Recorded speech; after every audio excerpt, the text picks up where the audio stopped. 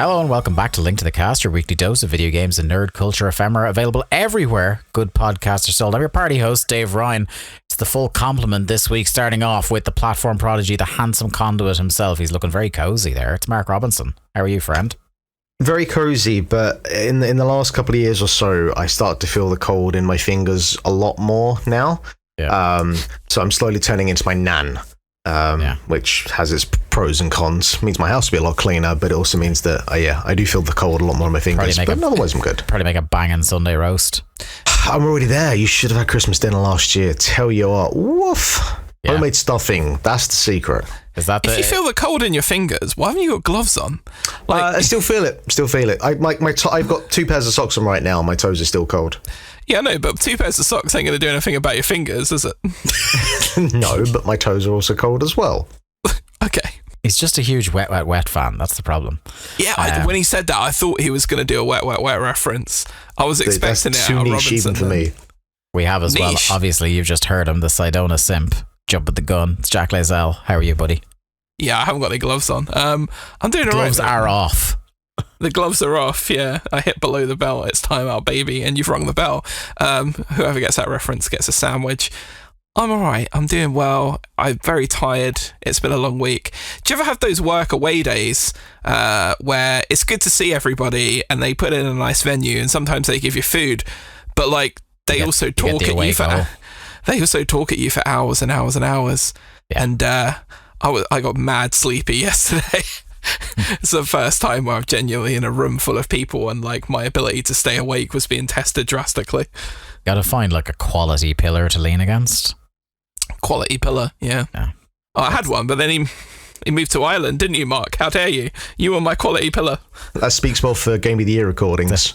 The quality pillar, Mark Robinson. I like the idea that you just revealed the strategy is you just go long and Jack will doze off and you can get whatever you want in Game of the Year. That did happen the year Jack was sick on Game of the Year. That's true. It was like everyone just Broadwayed him. It's kind of like the Patton Oswalt in Parks and Recreation, where he like keeps talking to keep the filibuster going, but this just trying to make Jack fall asleep. I can do that. Was that the Psychonauts year, where there was nothing left in the tank, and then the numbers mounted? I feel like that's most years. No, that was too. I've always got plenty of piss and vinegar left in the tank. Don't you worry about that. As the Psychonauts year will reveal to you. As I say about Jack, there's always piss. and vinegar. Don't forget the vinegar. I guess so, yeah. Yeah, I mean, it makes it easier to drink anyway. Rounding us out, of course, the Rebel County's favourite son, Garrett Kidney. How are you, buddy? I got COVID for the first time. Oh, bummer. Last week was my first week off, like proper week off in like 2 years. Yeah. And I got to Thursday, was having a grand old time. COVID strikes for the first time after 3.5 years of avoiding it. I'm like, well, fuck. How was the dose? Was it a bad one? Was it a mild one? It was like a bad cold. Like the worst of it passed in a couple of days, and then the rest is just like congestion and that thing where if you move your eyes without closing your eyes, you get dizzy. Yeah, that's kind of similar to the level I had when I got it. Where are we actually on the COVID counter for the 4 of us? Uno. I'm 1, possibly 2, but I'm not entirely sure about that second one because I kept testing negative, but I kept feeling positive. 3, baby. God. All right. I think we got a winner. As much as the rest of us combined, possibly. Yeah. It's almost as if I live in a country that took it less seriously than all of you. And I go to a lot of matches and gigs and I'm around a lot of people a lot of the time. Yeah. The only record you're missing now is that if you got it a 4th time, you'd be able to say you had it before all of us and most recently. Garrett has sadly taken your most recently crown away from you because your most recent bout wasn't that long ago, was it? No, it was like 2 months ago and it damn near killed me. So you need to get back out this weekend, Jack. Back out? What for that? Yeah. For that COVID? Take that mantle, Pete. You take that award back. Yeah, just wandering around the Chelsea game, being like, "Spit my face." Yeah. But gentlemen, we shall move on and we shall talk about what we have been watching. And I am going to start off. Jesus, I actually have to start off with you, Garrett. I've just seen what you put on this and I'm just like, let's go. Let's do it. Yeah. Once every few years, I come back to the notion that far and away the best reality show ever created is Survivor. It's so good. Because like right now there is 2 versions of the show going on. There's the new one from the BBC that they just launched a couple of weeks ago. So there's Survivor UK. And then there is season 45 of Survivor in the US. Jesus Christ. We are on the 45th season of Survivor. How many do they do a year, Garrett? Is it 2 or 3? They bang out 2 a year, in the US. Blimey. So we've been going for over 22 years of Survivor. And remind me again on the general premise of Survivor, because I don't think I've ever watched an episode of it outside of hearing of people that were on Survivor. Jenna Raska.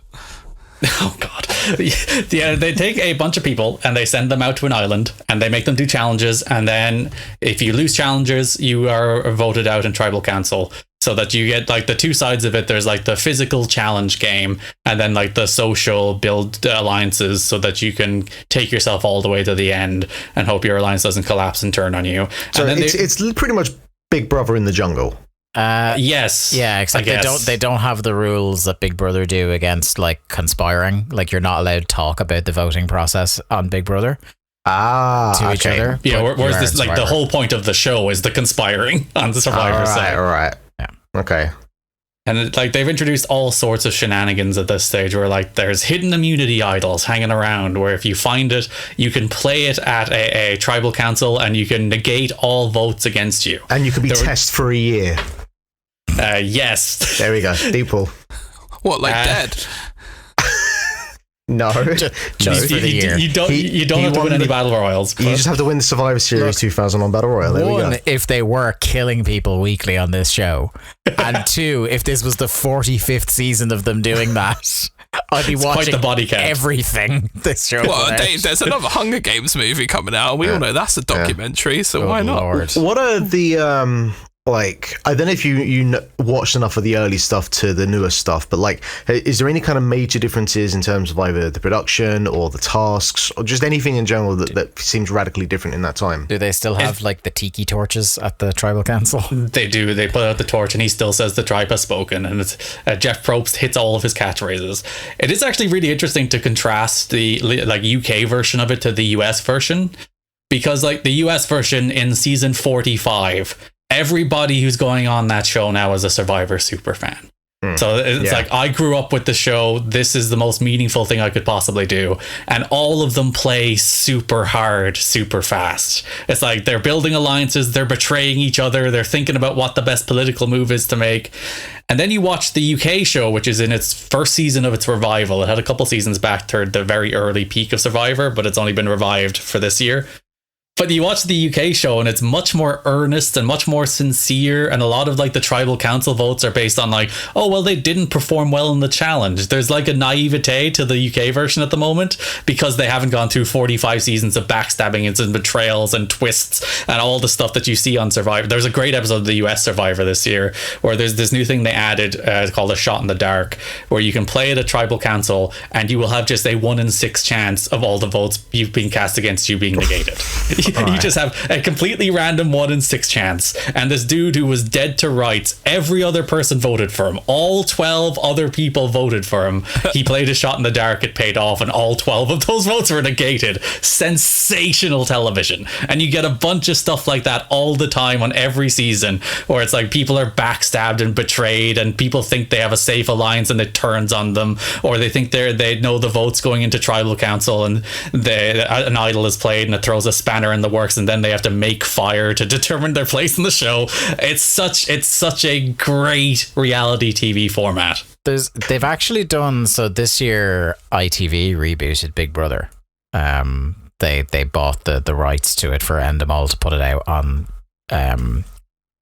ITV2, I think, because it had been on Channel 5 for a few years before, obviously, like most prominently on Channel 4, and Emma's been watching it and they've tried really hard to like inject a few new things into it, and they've done a couple of things that are like actually interestingly catty of them to do on Big Brother. So they did a thing where like everybody knew it was nominations day, and Big Brother was like, instead of the usual diary room thing, you're all going to stand directly in front of each other and do your nominations. Yes. With no notice whatsoever. And they did another thing where like 2 people had to do a task and they had to pick the people up for eviction by themselves. They did a thing this week where they fake evicted 3 people and put them in like a little hidey hole where they got to watch what was happening and everyone talking about them for a day.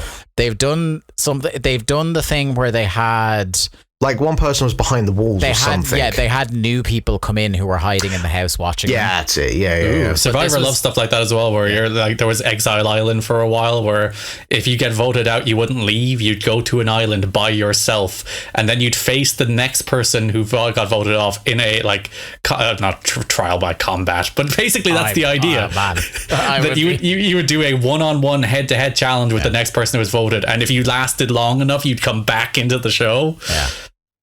I liked that they did the thing where they took 3 people, fake evicted them, had them, I think, for 2 days in behind the walls, watching on the TV everything everyone was saying about them, and then they put one of them back in. Good stuff. What they really should do is, like, because it's ITV, keep in the spirit and like have gladiators events. Get them to do by joust or something to eliminate someone. They do that in Survivor. But that should be expected in Survivor. Yeah, and the UK show is like super duper physical challenges where it's just like, oh yeah, you have to run to each other with these sandbags and knock each other into the water, and then that challenge ended when the bags slipped off each other and they accidentally bashed heads and they have to call in the medics. Sensational TV. Maybe the direct line that we should have been making with British reality shows is that maybe this was inspired by the Krypton Factor, or maybe this inspired Total Wipeout. I was reminded there for a second of Fort Boyard, which was a Channel 5 favourite back in the day. The hell of Fort Boyard. Obviously, as well, Melinda Messenger, an early boyhood crush. I know what would get Mark watching is if the eliminations every week were done via Takeshi's Castle obstacle course. Of course. Come on, everyone would watch that. or just watch Takeshi's Castle. Yeah, the ratings for this week, everyone watched it. Everyone watched this. Is there some way to combine, like, wouldn't it be amazing if Big Brother just turned into an episode of Taskmaster where all of a sudden, like, Greg and Alex just come down and it's like, let loose on the house. Yeah, well, one of you's going home, but we're going to get you to perform a series of tasks.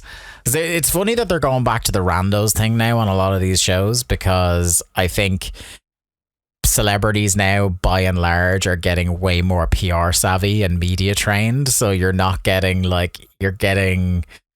a lot of celebrities on these shows are not going to do anything remotely interesting. So now they're going back to the old Big Brother strategy of let's pick 12 people who would absolutely fucking hate each other. I mean, I think there's partially that, but I also think as well there's kind of like a subsection of culture that kind of exists primarily in like ITV4, where it's just made up of nothing but people who are famous via the purpose of being famous. Yeah. Like anyone that was on like Made in Chelsea and in that kind of sphere. So I think it's a lot more kind of like, hey, we can just grab 12 people and, there's a good chance that 2 or 3 of them afterwards are going to then appear on like a reality show next year, because so many times now I've seen the machine to the it really extent. Does yeah because that's what America has been doing, that famous for being famous thing for generations, because that's like a lot of the Celebrity Squares type shows back in the day. Half of the people on that, it's like gun to your head, you couldn't tell me what they're famous for. But yeah, it's just interesting to see this stuff come around in cycles. It's been very interesting to see like young people in my work talk about Big Brother as if it's brand new, because they have basically not been alive for any of the time that show was popular. When it was genuinely the biggest thing on television. Yeah, like I was like, guys, you know that E4, when the channel E4 launched, it was a 24-hour live feed of the Big Brother house.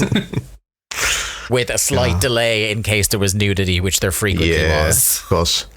Garrett, I wanted to ask you as well, with Survivor, is it like a Talking Heads thing, or does it do the Big Brother thing where they go to a secret place to talk? This guy can't stop fucking talking about Talking Heads on this show. Yeah. 3 weeks in a row. Yeah, they go off and they do like little confessional things as well. Yeah, where they're like talking about how much they hate the other people on the island.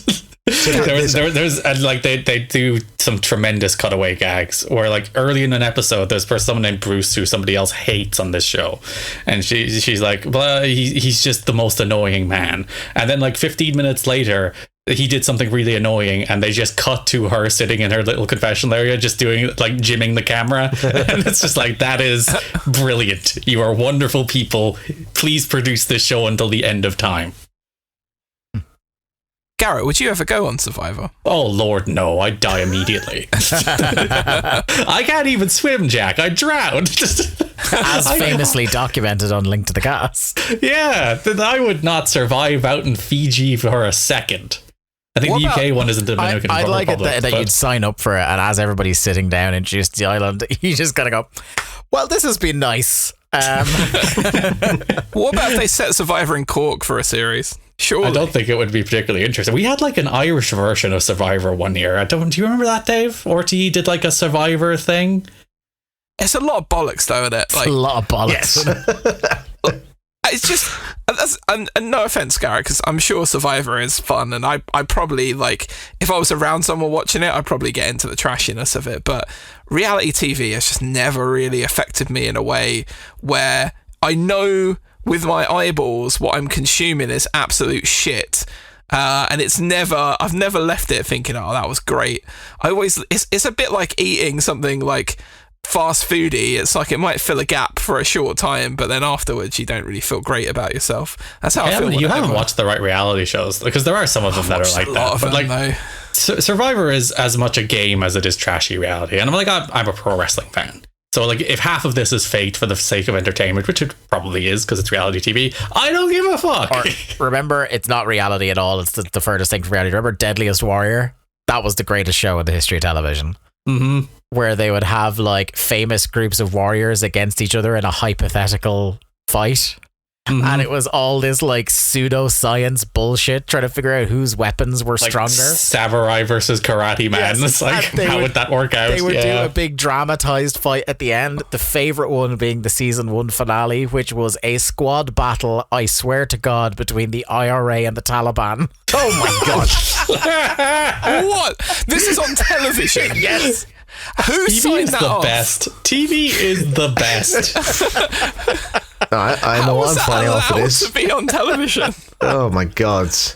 I used to genuinely get hyped to World's Strongest Man back in the day. Like, that was a thing I would sit down every week regularly to watch that thing. Watching them lift those logs. Oh, it's all about the Atlas stones. You know, like watching a big fat guy pull a massive giant stone over his belly and try and put it on a platform, like, that's television. You two guys were the perverts that they were doing those Mark Henry segments on SmackDown for. Oh yeah. He's like, look at that pan. For me. Look at him. Look at him. Look at him fold that pan. There was one where they used to like tug a plane as well. It was unbelievable. Easy now. Jesus. Yeah. Tugging that plane off. Jet fuel everywhere. Right, let's stick with you, Jack. You've been tugging it to I don't think that's a good idea after that. You've been tugging it to Fincher this week. Just pure Fincher strokes, left, right, and centre. Yeah, so The Killer... tonal shift. Massive tonal shift. Neck-breaking in literal and metaphorical senses. So The Killer is the best Hitman movie that's ever been made, because they made quite a few movies based off the popular IO video game franchise Hitman, and they were all dead shite. Josh Duhamel in one of them? Yeah, well, no, it was Fantastic. Oh, it was Fantastic, yes. Was in the one that I remember, and he was like almost kind of trying to bring like a humbleness, you know, to the Agent 47. Rupert role. Friend was the other one. Yeah, they were poor though. Whereas this one with Fassbender, obviously he's got a Barnet, so he's not full Agent 47. But at certain moments during this, he is dressed up in costumes like a UPS man. He is using strange things to batter people around the head. He snapped someone's neck, and I was like, he did the thing. You know, does he have fiber wire? The only thing he didn't do is choke someone with fiber wire, no. But he did set up an elaborate murder at one stage, which was pretty damn good. Like drop a piano on somebody while it was being transported? Not quite. I think you can watch it and find out. Bean with an expired tin of soup. Exactly. Yeah, but it just felt like watching a fucking like a non-interactive Hitman, basically. It wasn't bad. It looks incredible. Like the Fincher goes like the whole hog on it. Some of the shots and stuff are really, really interesting. And not a director known for half measures. No, very much so. And it has all the style and panache of Fincher, but there's not a lot of substance to it. It's just a weird loner guy played by Fassbender who listens to the Smiths. Like, the whole soundtrack to the movie is the Smiths. Like, every possible famous Smith song you can think of, like How Soon Is Now, This Charming Man, William, It Was Really Nothing. Is that the double-decker bus crashes into us, whatever the fuck that song is? Light will never go out. There's a light that never goes out. Yeah, fucking Morrissey's such a cunt. Anyway, I just hate that man. I think he's an absolute scumbag. Anyway, I think the thing is, I don't think you'll even get argument from people who love the Smiths on that one. No. Not anymore. I used to have this opinion very controversially between myself, Mark, friend of the show, Matthew Niner, and you two would openly defend the Smiths and Morrissey. No. I love Jack trying to paint us out. I want everyone to know I was on the right side of history. Can I make this quite clear? I have always been a Smiths fan, but definitely not a Morrissey defender. All right, you take those words back. I believe I remember you saying Morrissey has never had an incorrect opinion in his life. Yeah. And he is a fantastic author. Everything he's ever written makes complete coherent sense. And his autobiography was humble. Yep. Exactly. And he likes his hair as well. Anyway, the movie, yes, good movie, but it lacked in substance, I would say. It kind of kept you going a little bit and had a little bit of a disappointing ending as well, because much like a Hitman game, right? You're kind of working your way through people that he's murdering, and you're like, the best thing about the Hitman game is, the little profile videos before, and they'll be like, this person is a total wanker. Here's all the things that they've done. Yeah. And you, Agent 47, have to dress up like Helmut Kruger and go and infiltrate this place. And it was like, you were getting a good sense of who these characters were. But then, like, the one of the final ones has such an unsatisfying conclusion to it. I was like, I don't know.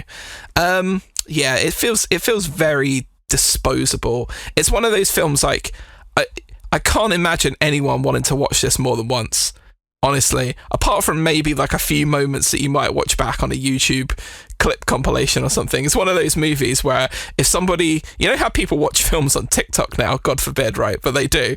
If somebody just cut 10 minutes out of this movie and put it together as like an extended video on TikTok, it'd actually depressingly work. Because it's a lot of style and not a lot of substance, but it was still cool. Michael Fassbender rocks, and Fincher rocks, and fuck Morrissey, even despite what Mark says. I've been waiting for a while for my dude David Fincher to absolutely smash it out of the park again, and it sounds like I'm not getting that here. Which is a shame, because you will appreciate the style of the thing though, because it has style to it. As Mank was wank, it was, yeah. Gone Girl was grand. Like, I liked Gone Girl, I think, like you kind of said with The Killer, it has no rewatchability though. No. So like, it's really the gimmick. Girl with the Dragon Tattoo is the last one where you're like, that's a good cut of Fincher right there. Yeah. A slab of Fincher. Yeah. Social Network still rocks as well. Like, most of his movies still rock. To me, Social Network is the best film he's ever done. I'm a Zodiac guy. I'm going to talk about, because me and Jack have the last thing in common, so I'll talk about the thing I've watched by myself. So somebody was talking to me in work about kind of like they're 19 and they have a fascination with like America and stuff like that.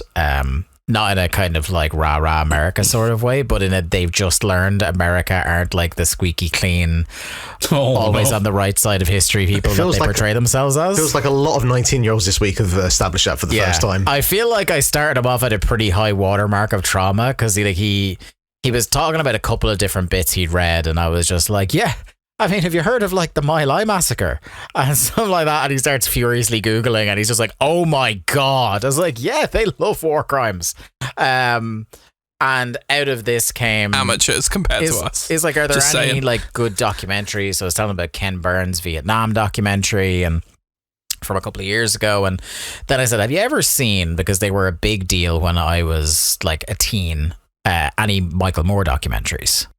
And I was like, and by any Michael Moore documentaries, I mean the first 3. And then just pretend like he didn't make any more after that. Fahrenheit 11/9 was good, or whatever. It was okay. It was okay. I thought it was good.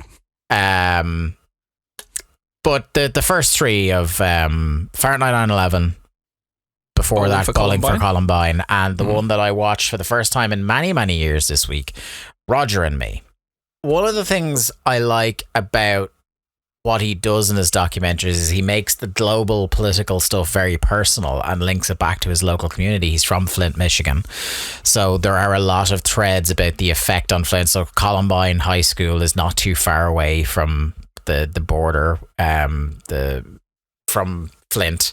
There's a lot of stuff going on in Flint, I believe. I don't know how close exactly they are, but I can't remember whether it's either geographically close or just in terms of like the makeup of the town. The town that Columbine is in Colorado, and Flint, he kind of like puts them, contrast them very nicely. There's a lot of stuff about like the effects on local communities of the American War on Terror and Fahrenheit 9/11, and the most personal to his local community is Roger and Me, because obviously he's from Michigan, where the big 3 car companies were, basically if you lived in Michigan any time in the 20th century up until the late 80s, there was a very good chance at some point you worked for one of the big 3. And he is talking about General Motors closing down one of their big plants and leaving Flint, a growing town that basically relied on the plant to drown without it, and him trying to get Roger, the titular Roger of the film, who's the CEO, to like basically come to Flint and see the effect that his decisions have had, because they are one of these corporations that even though they were closing plants and sacking people, they were making record profits. Stop me if you've heard this one before. And I think it's really good. It's clearly he has his defined style already in Roger and Me, which was in 1989. The style that we all know from Bowling for Columbine, Fahrenheit 9/11, and the other less good documentaries. Of like, kind of, he's a character in his documentaries, sort of, and there's always kind of like a satirical and witty edge to it. I often think like his style, he has a very Columbo-like approach to how he interacts with other people in the documentary, is that he'll kind of like lull them in by being kind of innocent and just asking questions. It's like, yeah, no, we're just here to meet the CEO. That's all we're here for, to try and get past like unwitting security people and things like that. And then as he's talking to people, like he kind of like the more sinister people, he'll kind of talk very innocently and then kind of lull them in and then drop the bomb kind of thing. But I think it's it's much shorter than his other ones. Like it's only about an hour and 20 minutes odd, but it's a really good look at the decline of industry under Reagan, and kind of leading into the H.W. Bush era. So it was good. It's not like, it's probably like a 3.5 star boy, but it's an interesting one, especially if you were somebody that like we all grew up in the time of Bowling for Columbine and Fahrenheit 9/11 being the biggest things going at the time, the biggest talking points, water cooler chat and all that. Like I think to this day Fahrenheit 9/11 is still the highest grossing documentary film of all time, and that film is probably 20 years old now. Like Bowling for Columbine is 21 years old, so Fahrenheit 9/11 will be nearly 20 at this stage, which is shocking. But yeah, Roger and Me, it's very good. Jack, let's shift that tone yet again violently to another side and talk about the Marvels, which is not a gritty documentary about the auto industry. No, there's a lot of diversity of content on this show so far. I'm liking it. The Marvels is a fun movie that lasts for approximately an hour and 45 minutes and is enjoyable because the characters in it are nice and absolutely nothing of any consequence happens. Then you see a cool post credits and walk out of the cinema and forget anything that happened in the movie apart from that one scene where they're all singing. I thought you were about to start like being The Marvels is a movie produced by Disney Corporation. starring Brie Larson. Webster's Dictionary defines the Marvels as a motion picture. A series of images shown in quick succession to imply movement. Initially, films were silent, but then they became known as the talkies. So how was Marvel Studios' The Talkies? Yeah, this was just... This is the ultimate nothing burger. Like, when you want to define a nothing burger, this is the Webster's fucking dictionary definition of it. Yeah. I really like the 3 lead actresses. They are very good in this movie and fun. And the story, absolutely pointless. Nothing really happens in the movie. They build up a big bad only to evaporate her in space. No one even reacts when the big bad of the movie dies. They just go, oh, shit, best we go close up this rift in space then. Yeah, that's not even the conclusion. So, like, that's the thing to set up the actual conclusion. Yeah, what a waste of Zor Ashton, who is fucking cool, man, and deserves better than this stupid movie. But yeah, the star of the movie again is Kamala Khan. Like, come on now, she is brilliant. That actress is so much fun. She just brings like a real, I don't know, like positive, weird performance energy to all of the stuff that she's been in. There's a genuine nature to it. Yeah, it seems really like she actually cares. Yeah. Yeah, it seems like she's actually acting like a normal person would act in these things. Like, she doesn't immediately go from Kamala Khan, becomes like a real superhero, and boom, all of a sudden she assumes this personality. She doesn't. For better or worse, this is the most Phase 1, Phase 5 movie. Because it is essentially just an hour and a half of characters doing things that ultimately bear very little consequence outside that self-contained movie. No, zero. That then have 2 scenes tacked on at the end that go, oh, by the way, we have to tie this into something bigger. One of which, much like in Phase 1, is a I'm assembling a team scene. Yep. But I thought that was very well done, that particular scene. Yeah, that just felt like a fun little like nod. And then the second one was like, we're basically just going to go all out, and just so you forget how absolutely pointless this movie was, we're going to drop some serious stuff for you. But can we just talk about the second one? I haven't seen this movie. I've just seen the post-credit scene. All right. Can we just spoil it? Okay, yeah. So skip ahead if you want. Fucking, I knew you'd have seen it, Garrett, because Garrett so funny. Garrett has a Google alert for Kelsey Grammer. I assume so, yes. It's so funny to me because obviously I would have watched the original X-Men movies before I ever saw Frasier. God, yeah. I forget that because you're a couple of years younger than us, that probably is the way. Like, you definitely saw both Sideshow Bob and Hank McCoy before you saw Frasier. 100%. Those are my touchstones for Kelsey Grammer, not Frasier or Cheers. But if you haven't seen it, there's one of the characters, I don't care who, is shoved to an alternate dimension or whatever. And Kelsey Grammer's beast is there. And that's the big thing. It's like, oh, I'll talk to Charles. It's the X-Men from the Fox people. Whoa, Kelsey Grammer. But it was so funny to me, like, it's just Frasier. Frasier's that big blue guy in this movie. Do you know what I'd really like is, you know how they brought on fucking David Hyde Pierce to be Sideshow Bob's brother? I'd love it if they just brought him on as like an alternative universe beast as well. Beast Cecil. Yeah, exactly. The beast equivalent of Cecil. And they just have a back and forth bickering session. I'd watch that for half an hour before I ever watch this movie again. Well, he was the voice. It's so funny that they tacked that onto the movie, because wasn't he the voice of Abe Sapien in the first Hellboy? No one remembers that. He did. Was it? No, it's not Treasure Planet. It's the other one. He's in Atlantis for Disney. That kind. Great man. I think. I feel like David Hyde Pierce has probably been offered like hundreds and hundreds of things and just gone, nah, like over and over again. Just seems like thoroughly unbothered, and was probably offered the new Frasier, by the way.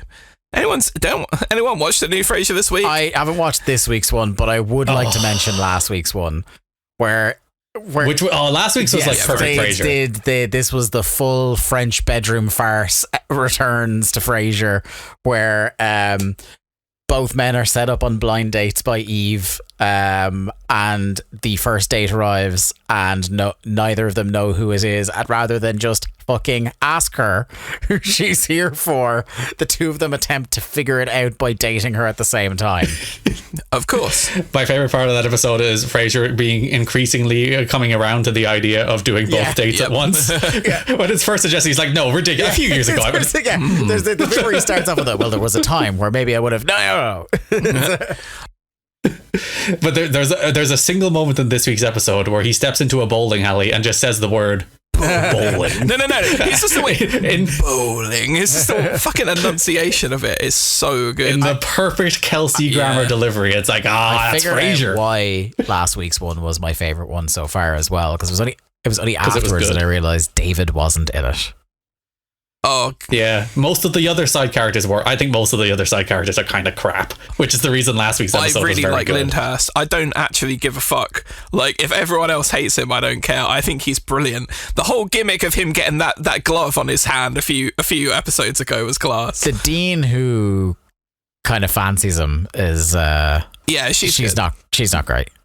Oh no, I like her. Eve isn't great. Eve has not great either. I blame the writers for Eve though, because they haven't given out anything interesting apart from Dead X. I did enjoy her little play though. At the I enjoy Frasier, and yes, I enjoy Frasier, and I enjoy Freddie, and I think I can kind of take or leave pretty much everybody else on that show at the moment. I think this is a sitcom I wouldn't watch for more than like 2 or 3 minutes if it wasn't for Kelsey Grammer. Let's not lose sight of he is he's still got it. He's still got it. He does. And that carries the entire show. But it's so funny that they put that scene on this fucking movie. Yeah. They're like, we're gonna finally do the X-Men, the thing people have been waiting for, and we're gonna tag it on to the Marvels. It's like, this is they have done now 3 X-Men nods since they got the X-Men. They've done Charles Xavier in Doctor Strange. They did in the end of Miss Marvel, they said she's a mutant. And now this. They did Aaron Taylor Johnson in WandaVision. Oh yes, of course. Well, no, they did the other guy. It wasn't Aaron Taylor Johnson. It was the American Horror Story dude, whose name I can never remember. The Fox Quicksilver. Yeah. Whiplash. Yes. But it is very funny. Apart from him appearing in that one episode of WandaVision, how much the second generation cast of the X-Men movies are like, we are not fucking coming back. I don't care how much you pay us. Jennifer Lawrence is like, just got free of this shit.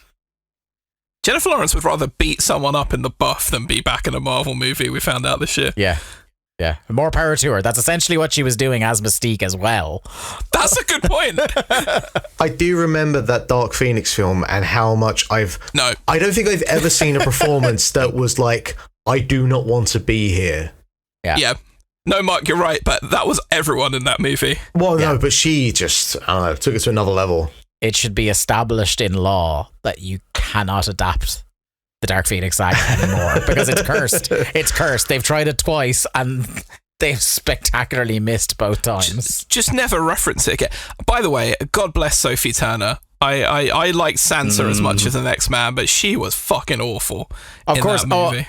You see, the entire point of Sansa as a role was like just stoically look at the distance. Yeah, pretty much. Like that's in her wheelhouse as opposed to actual acting. She's the next in that proud line of actors like January Jones, and we were talking a few months ago about Emilia Clarke as well. Somebody that you realise the more time passes by, they were excellently cast for specifically one role.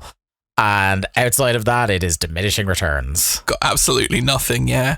Man, January Jones was so great on Mad Men. Like, wasn't she?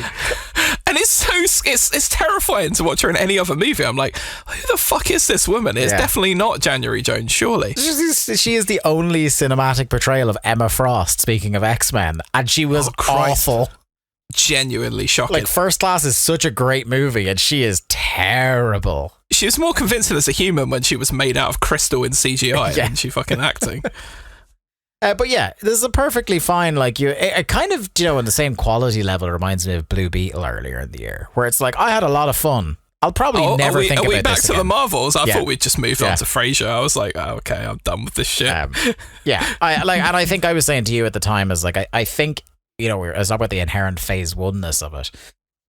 I think if it had come out then, we'd probably feel a bit warmer about it because, like, I don't know, man. All the Phase 1 movies felt good. This didn't feel that good. It feels fun but inconsequential, which is what some of them were. And it's like, it's definitely better than, like, say, Iron Man 2 or Thor 2. Hulk. It's not better than Iron Man 2. Iron Man 2 is a fucking mess.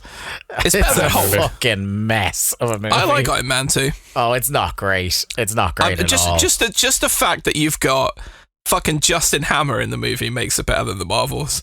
Okay, like, and that the travesty that we never get Sam Rockwell as Justin Hammer back in Marvel makes me so sad.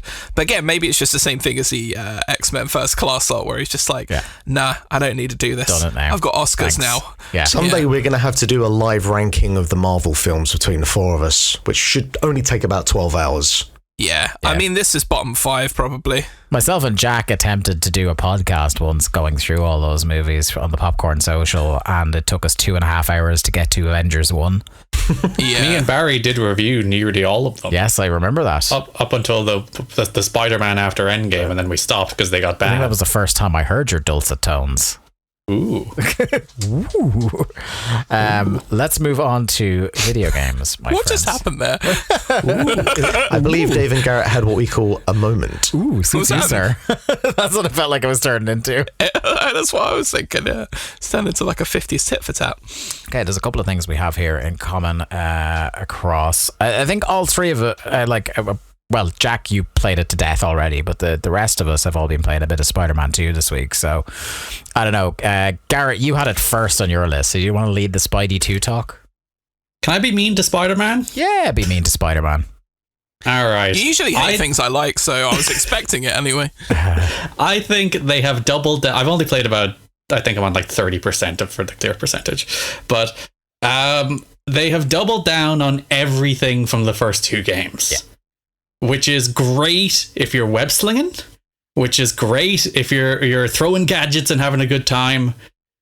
All the puzzle stuff and the city tasks can just fuck off. Yeah. Like, they can just fuck off. They're boring. I don't want to fly around with the bee drone. Every time they're like, oh no, the bee drone got kidnapped and now you have to run off. It's like, oh, get away from me with your busy work. Because the busy work isn't like the fun parts of the game. Just don't do that stuff. I think by doubling the amount of that stuff that's in there, they've shown the seams of it and how repetitive it all is. And like, you could say just don't do it, Jack, but like, I want the upgrades. I want all the gadgets. I want all the suits, and to get them, I have to do this bullshit. I hate it. Yeah, I like bored. The biggest problem with that is I wasn't obviously keeping track or anything, but it genuinely feels like it takes up 50% of the game is just doing all of those side bits. Yeah, well, there's only 31 story missions. And like, I just did the one where you're like zooming through portals across the city. It's like, it's so cool. Why isn't the game just this? Yeah. Because even if you like had the game on that scale, same amount of story missions and halved all the open world bullshit, because even though, like you were saying, Jack, like you could just not do that stuff, there are still like those awkward missions you have to do that are basically nudging you to doing some of them, like the first Mysterium and stuff like that, where it's like, hey, you want to try this thing? You want to do this thing? It's pretty cool. It's pretty cool. And every so often there's like the gap in the action where they're like, I'll just see what's happening in the city. And I assume that just like they probably just set a timer where they're like, all right, 10 minutes will trigger the next thing. But they still it's like make you do it. Push notifications on your HUD is like, hey, you might want to open your app and see what's going on. I mean, Dave, what you just described there a second ago in terms of like the ideal pacing and whatever this game, that would just be Spider-Man 1. It's the kind of syndrome we've had, I guess, for the last couple of years with the likes of Doom Eternal and God of War Ragnarok, where it's like, all right, you've got the base template of like, a 9 out of 10 game, maybe 10 out of 10 game. But how do you improve upon that? But the problem is all of these studios just go, more. Bloat. Yeah. Bloat, double down. Like it's like a nailed on 8 out of 10 game for me. Yeah, that's like, it. Yeah. I'll have a lovely time. The stuff that's really good in this game is really good. It's so good. And then there's a bunch of stuff that takes it down. It's like it's nowhere near like game of the year level. The thing that I think is crazy about what you're saying is that the side missions in this game take less time than the side missions in Spider-Man. There's 100,000 more of them, and they're dull as fuck. And like, even if they were boring in the first two, you had the novelty of, well, this is the first time I'm swinging around as Spider-Man. Like, this is the third game now, and you're still doing like these just boring side missions. Yeah, completely disagree, but it is what it is. So I finished it about an hour before we started this, and as Garrett said, it's like the easiest 8 out of 10 you could rate a game like within the first couple. But a lot of that is based off the fact of, well, it's coming off of the back of Spider-Man and Miles Morales, which are both excellent games. So everything that is what made those games excellent, your web swinging, the combat, which is like those two things alone.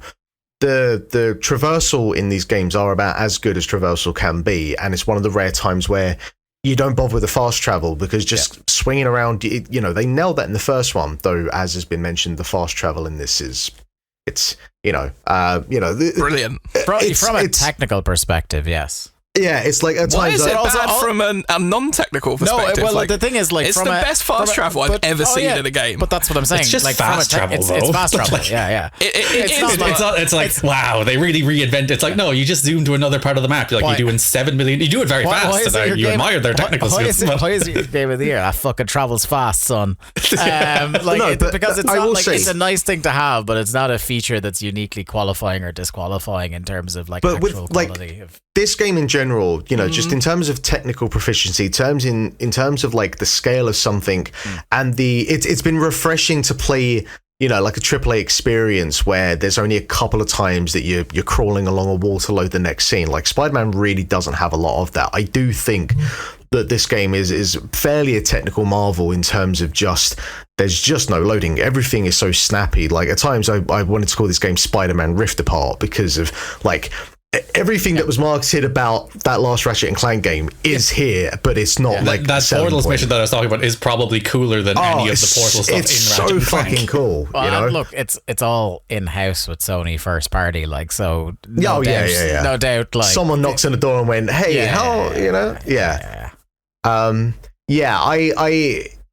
the problems with the game is everything that you've mentioned there. I have come across a couple of bugs. Like I'd say probably of the three, this is the one where I've had like sometimes when you get the red alert for like the minor like muggings or whatever, I've gotten there and it's just disappeared, like just evaporated into thin air.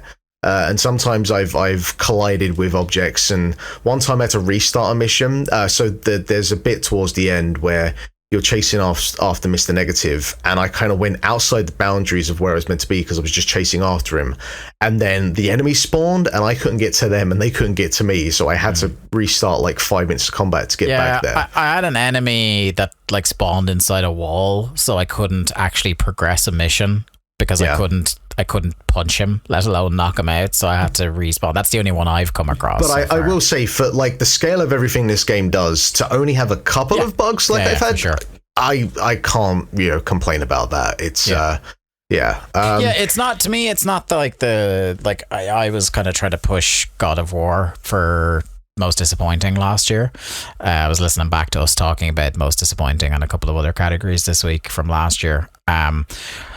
And I don't think it's that, because I think it maintains a high enough standard of the stuff that's good, but it does have a similar kind of issue to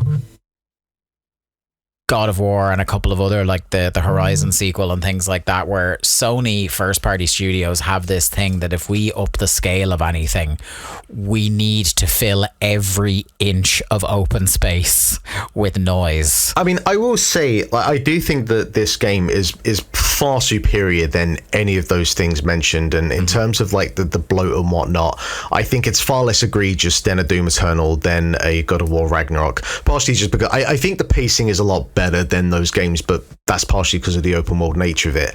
And also I think crucially the actual main campaign, the characters, the story and how it progresses is all like, I have no complaints. And as someone who doesn't have the kind of comic reverence for Spider-Man, all of my Spider-Man consumption has been through the animated show or the films.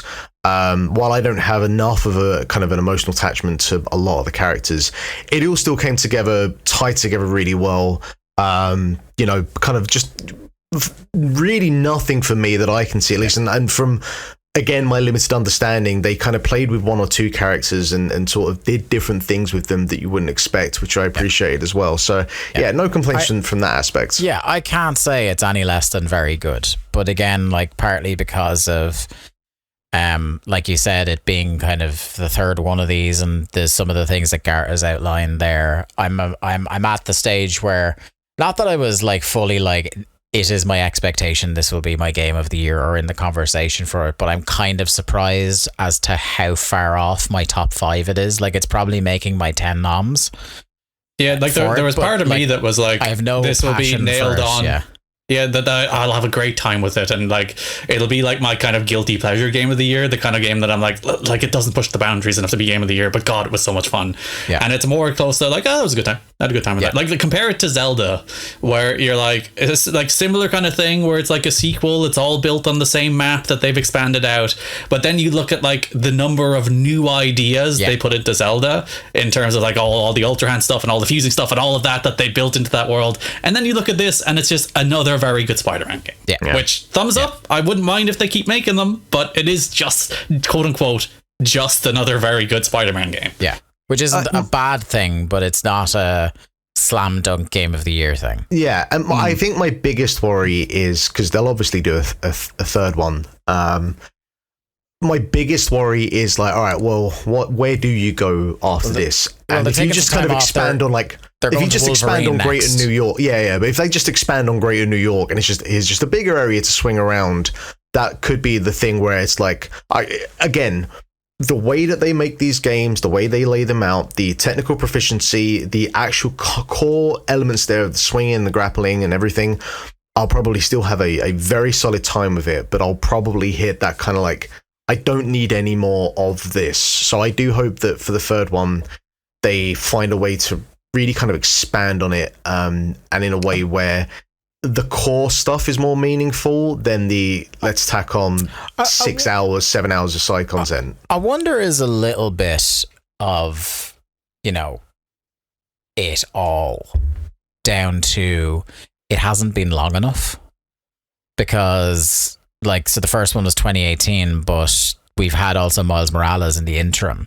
So the kind of stuff that maybe like Garrett outlined, that the side questy time filly stuff that we got sick of much quicker in this game, it's because it hasn't been too long since the last time we did it, like it is very clearly an iterative game. Like it like they didn't go to say, all right, what did we do, let's do something completely different or expand it or anything. It's just like, take what worked, we'll change like some of the missions, we'll change some of the structure, and it is largely the same game with a different story and some different stuff. That's ultimately what this game is, and they know that like the good stuff in the game will carry it, and that's fine, that's okay. But you would like to see like it's just but I mean, it's okay for them to do that. It's okay for them to go, we're just going to take the pieces that worked and like tinker with them, as opposed to like expand on it or really build out what these games are in a way that is like groundbreaking or interesting. I mean, I will say, I do also think like we invoked, you invoked Tears of the Kingdom there a little while ago. I almost think that's an unfair yardstick, because like it's like compared to the best development team of all time. No one except Nintendo is going, what worked last time? Okay, let's just fucking do 1,000 different things instead of doing just that again. Like there is a middle ground between those two extremes of doing nothing and doing everything. They really should have added in that skateboarding section this time. No, I think that the counteract in terms of like the iterative nature of it, and the fact that we're so used to these elements that we've now had over these last two games in a fairly short period of time, is that you can't really have Spider-Man 2 and what they do with the two Spider-Men and that story if you don't have the Miles Morales part in there. And because of the way that the story played out, I'm happy, I'm preferable with the fact that we had these two games to make the Spider-Man 2 world and the characters work and that story work the way that it does. And I think that it's very cool. Like, it's the first time I can think since like GTA 5, where they do that thing where you like transition to another character, takes you halfway across the city, and like sometimes you'll kind of like be at the end of a fight and you're just like, you know, just kind of cleared out this, and then you take control of the character and you bounce off, and there's little bits and pieces like that. And then actually just the little things where you are doing the city crimes and like the other Spider-Man will join you for that fight. You beat some people. That's a cool little thing. Yeah, and like the fact that the two characters, they're not overly different in terms of their abilities and how they fight, but there's at least a little bit of a difference between them. And obviously just their mannerisms and dialogue as well, and their outfits, and to kind of like echo Miles' suits, by the way, so much better than Peter's. They're so fucking cool. Them away. The upgrade 2.0 where his hair's kind of like popping out of it, like that is a sick outfit. I would wear that outfit. Something I was thinking, I actually listened to, I'll give full credit to Barry, because I was listening to Chair Shot Pod this week, and he was talking about how there's an interesting dynamic in the comparative quality of facial animation between Miles and Peter. Isn't like it just, Miles is one of the most expressive, genuinely, like this is some next level, next gen shit they've done on his face. And to borrow the phrase from Barry, because I can't think of anything better, Peter kind of looks like a Muppet. That's what they get for de-aging him. His model's based off of the original remaster, right? Yeah, the whole weird. They did the thing where like, okay, we're gonna make Peter look a bit different now to try and make him look more expressive. And if anything, like he just looks like a Muppet. I genuinely can't think of anything better than it's just weird. It's very odd. Yeah, he's not the only one. Like MJ has a little bit of it as well. She's the weirdest looking out of the lot, man. And Harry as well. Sometimes I'm not. I think Harry looks okay. It's okay. Like MJ's eye. MJ has crazy eyes.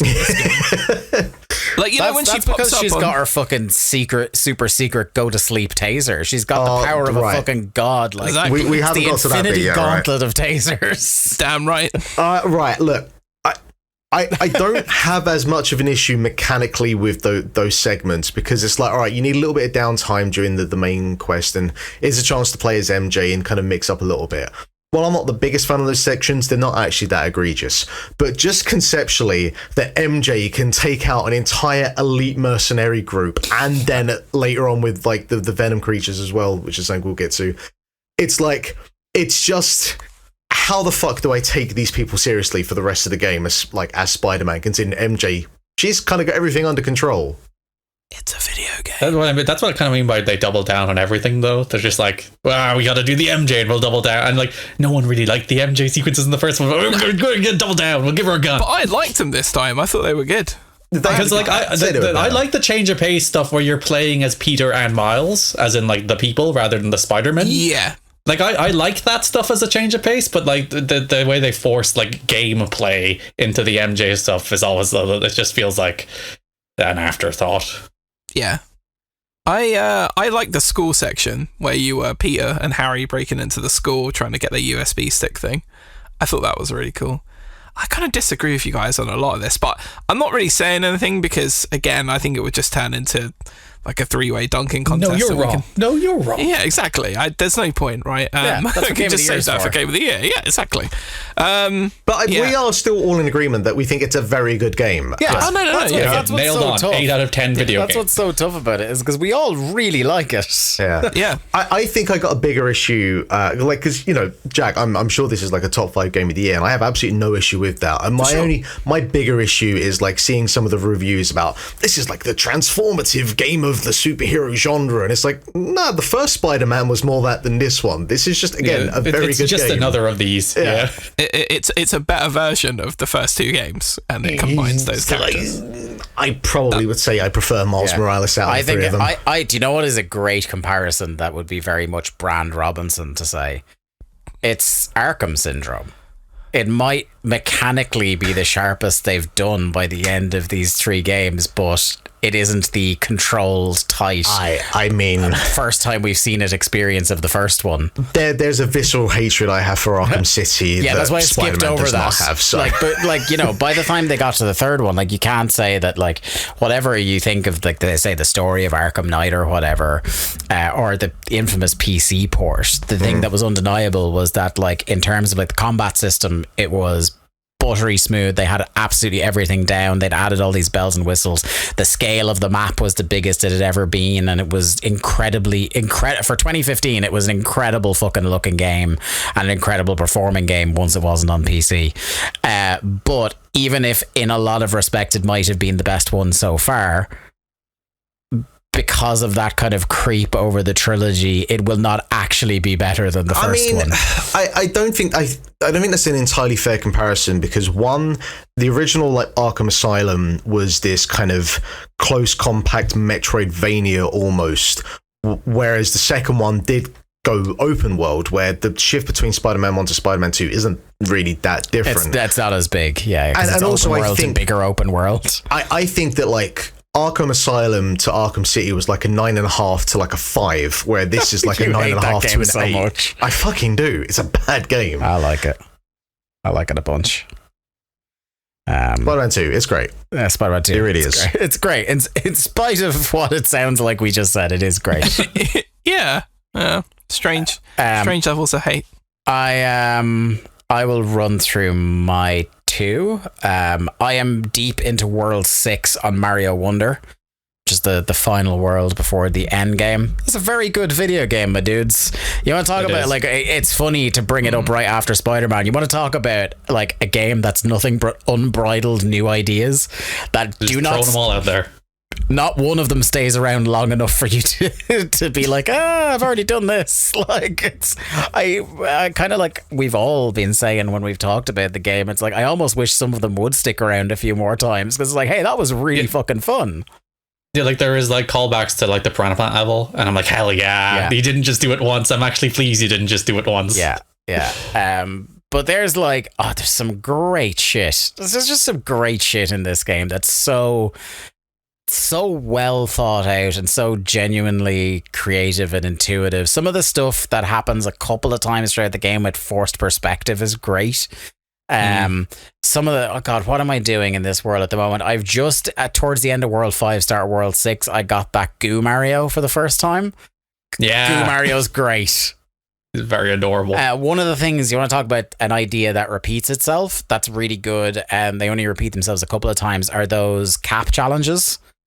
Which I think I said this when we talked about the first time. If they do DLC, I would like just whole batches of cap challenges. Some of those are absolute pricks. Yeah, they really are. Have you played? How many of the special world levels have you played? Which ones are they? You unlock one per world where you go up to the special world. Have you found none of them? I don't know.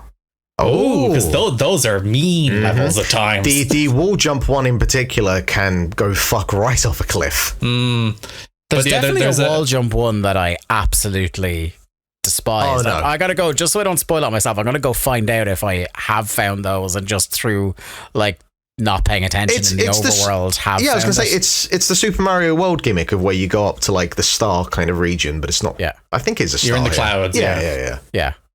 Yeah, I think. I'm pretty sure I've done that. Okay. Yeah. I'll some of those levels are awful. Myself. Yeah, and I've been doing 100% cleanup, which is actually relatively straightforward. You just need all the 3 coins, the wonder flowers, and the top of the flagpoles.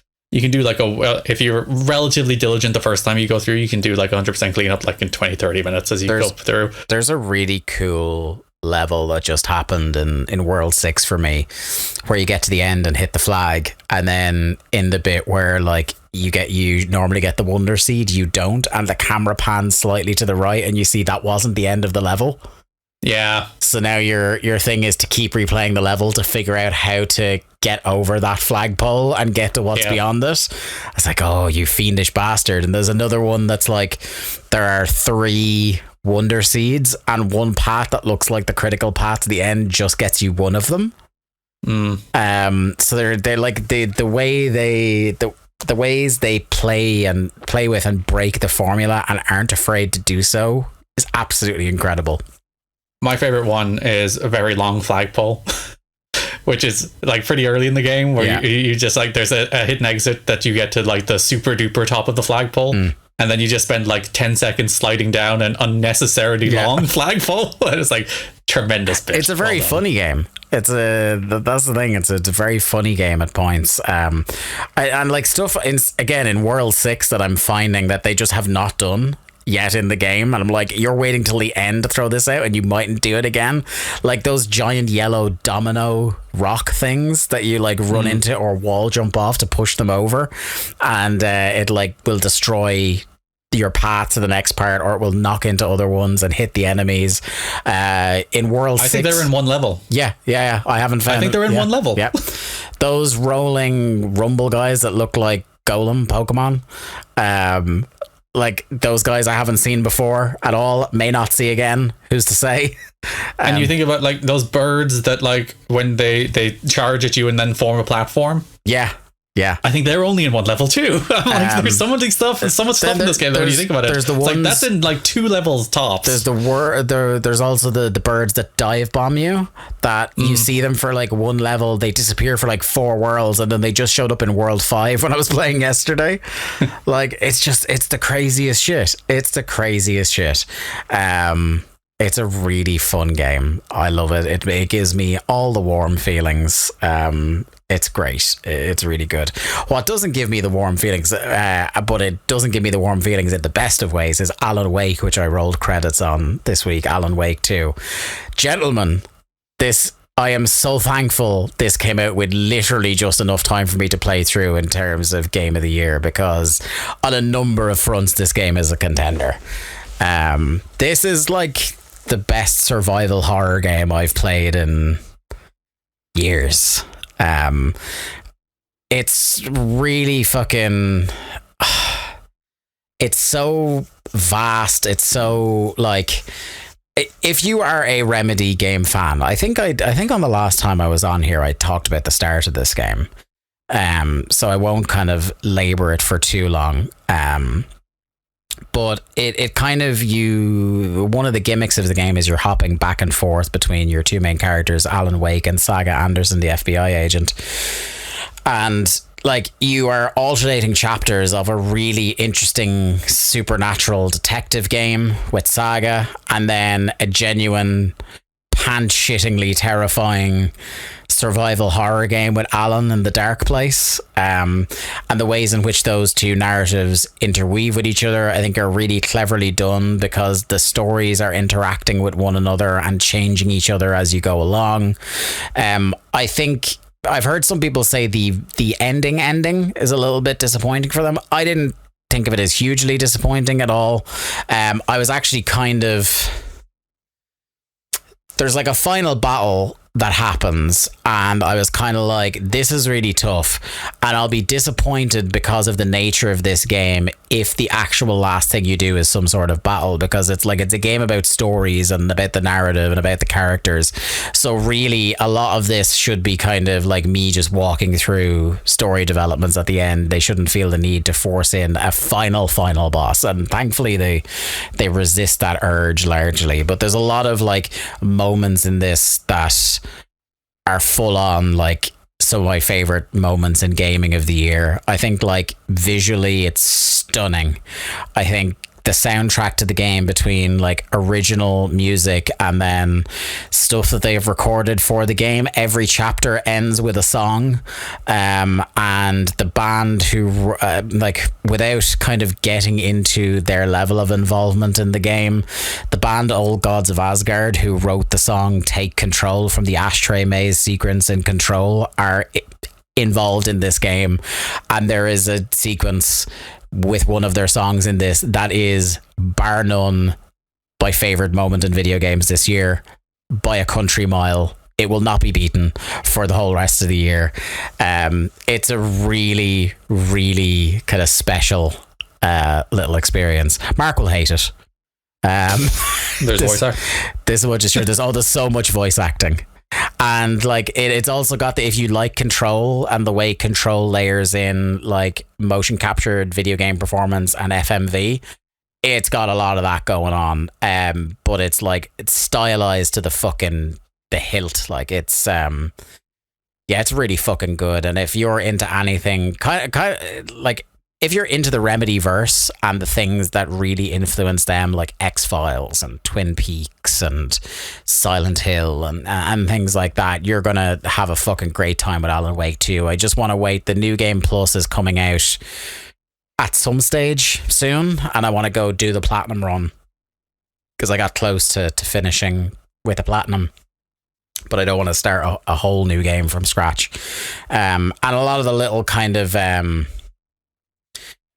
a lot of challenge to like some of the boss battles late in the game, because I think there's a characteristic thing about like the way you kind of use the light to kind of get enemies off you, and you can kind of dodge a lot of combat in it. But I'm kind of thankful it does the bit where it goes, no, now you're going to actually, you've tried to dodge combat this whole time and you've been hoarding ammo like an absolute fucking weirdo. Well, now we're going to force you to expend it in a couple of these boss battles. And I listened to Yahtzee talk about it. We'll talk about why in one of the news stories this week, but I listened to Yahtzee talk about it, and he kind of makes a decent comparison. Now, he came down on the side of like, oh, he thought he was past this, but one of the things about old survival horror games that should have worked against them but kind of worked with the genre was like when the combat was slightly not polished enough for you to do what you want exactly when you want. Added a layer of like in Silent Hill and in the old Resident Evil games where it's just like, I just can't fucking stand and fight. I can't trust myself to stand and fight because I'll get mauled. So like there is an extra layer of panic that is added by that, whether intentional or not. But it kind of worked for me. The whole thing works for me. It's it's one of the best games of the year for sure. And like stuff like characters, music, the look of the game and the story of the game are almost peerless to me this year. It's really good. You should fucking play it, guys. Just fucking play it. It's great. You did say the same about Control.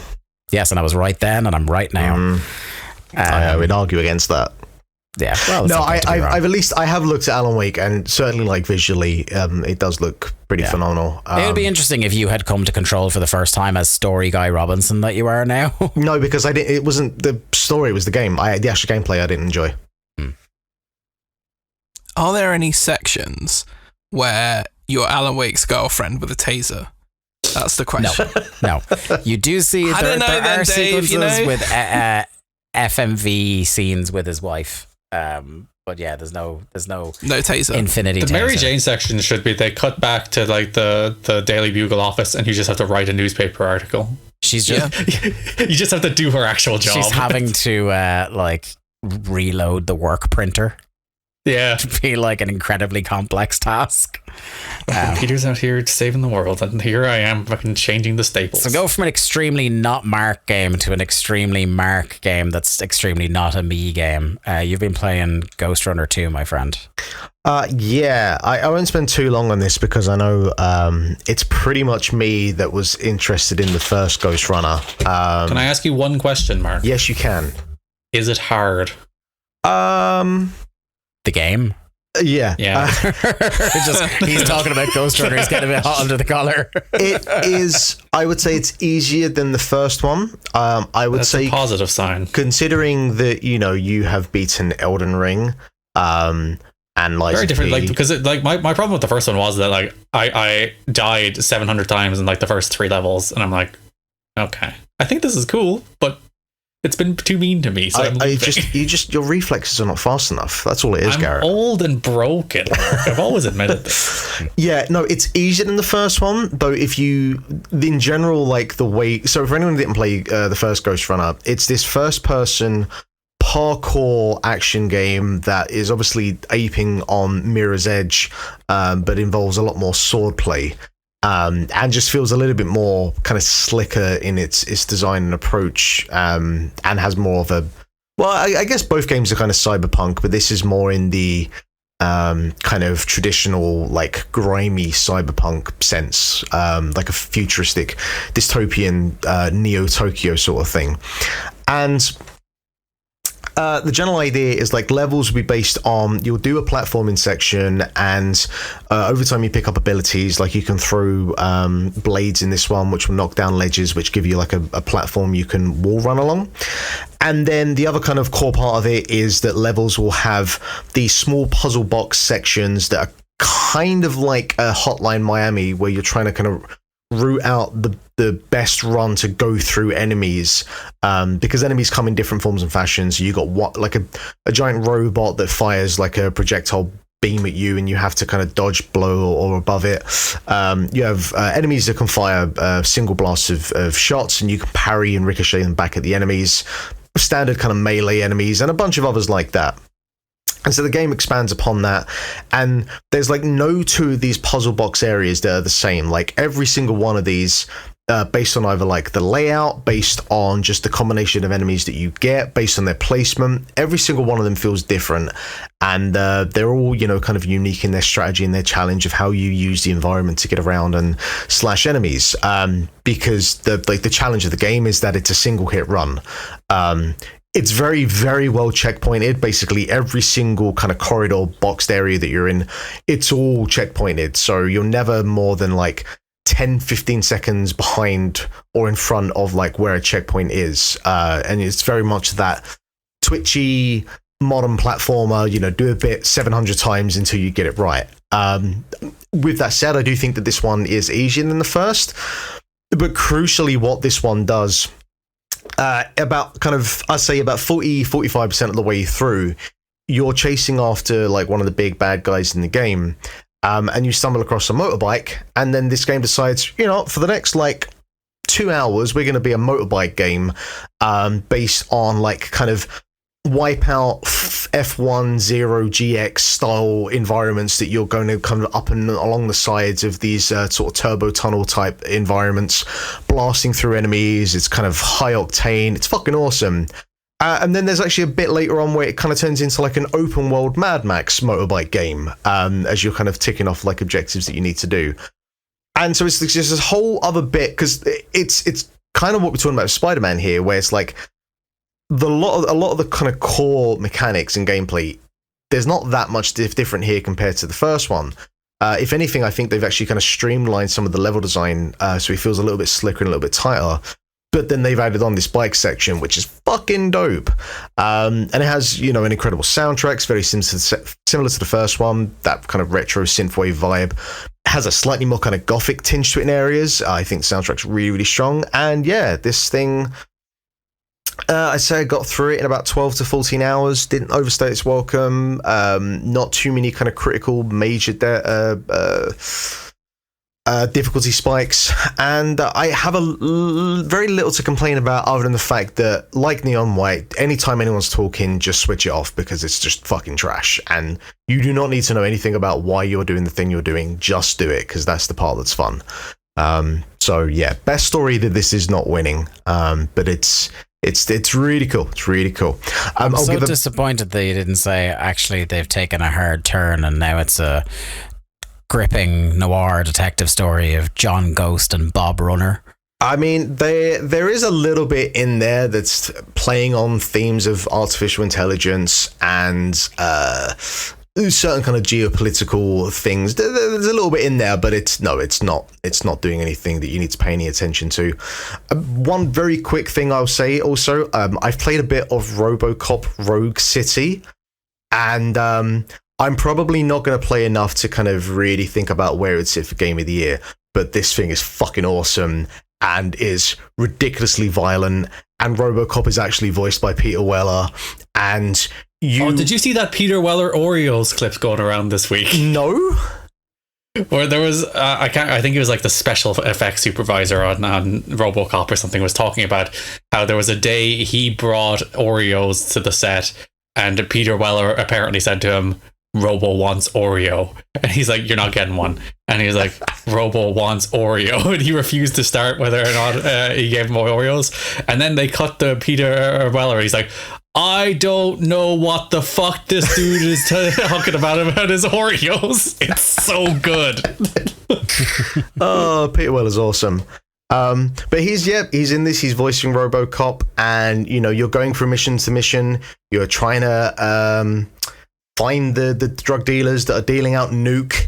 But along the way, you can scan, and if you see that a car is parked next to a fire hydrant, you can give that car a parking ticket as RoboCop. And like, there's a bit where you've got an interrogation scene, and all you're doing is you're just smashing up instruments because you're not going to physically assault the guy. And like this fucking like punk rocker, he's like, that guitar, that's a copy, I don't care. But then you smash up his acoustic, and he starts to freak out, and then you're carrying him on his shoulder out to like the main area. It's very stupid, but actually quite funny. And I haven't seen RoboCop in a hot minute, but it feels very tonally like it. Like, old Detroit looks disgusting. Like, the environmental storytelling of this is really strong. And like, there's a bit where you have one guy who's been undercutting 3 local drug dealers and selling nuke at a cheaper price. And the 3 of them are basically having like an economics lesson with him about why this is bad for the local economy and the local market. And then RoboCop smashes through the door and is like, time for economy lesson is over. And then you blast all 3 of their heads off. It's not game of the year, but I mean, it might as well be. It's fucking awesome. But yeah, I probably won't play enough of it to kind of nominate it anywhere, but I kind of say you should probably look at it. And like, because first-person shooters are so kind of like industry standard, they're quick, they're zip, there's a pace to it about the way you move around. But you're RoboCop, so you're slow and you're clunky, and you can hear every step of you kind of banging on the floor. And the movement it feels at times like a kind of light gun rail game in terms of how slow it is. But like the deaths and the way the UI works, and has that kind of 80s UI that RoboCop would be looking through, where you can scan in the visor and like that kind of green outline, and like the viscera of the way their heads blow off in that very over-the-top RoboCop style kind of way. I kind of think people should play it. Like, I feel like it's not going to make any traction, but it's really fucking good so far. Yeah, it's weird to think of like I never would have thought that a licensed RoboCop game would be like an absolute banger, but like the more you've talked about it, the more I'm like, I need to check this thing out. And it's so weird that it exists, because it's a studio that did the Terminator Resistance game a couple of years ago. And at least like Terminator has had Terminator films in the last like 5 years or so. Like, it shouldn't have. Well, yeah, but like the last RoboCop thing was that reboot from what, like, is it 2014? Oh, no, wait, when was that RoboCop reboot? That was a good while ago. Yeah, where he was like all black and sleek. So it's not like this thing has anything to kind of like go up against, and it's not exactly like the RoboCop IP is this kind of thing that people are talking about. So it's kind of weird that it exists, but kind of happy it does, because it's kind of fucking awesome. Interesting. Let's move on to the news. And it's very funny in the kind of like old media shooting itself in the foot type stakes. The Escapist, old kind of great crumbling dinosaur of games enthusiast coverage that's been around a long time, decided this week, what if we just completely ruined ourselves in one fell swoop? And that's what they did, as they made maybe the biggest unforced error I've seen in a long time in one of these sites, where they had been doing quite well in terms of like rebuilding the brand after like the last time they went out of business and got bought out by these weird new owners. They had been growing and doing quite well for themselves, and then they just went, you know what, let's sack the editor-in-chief that everyone likes working for. I'm sure that will have no consequences.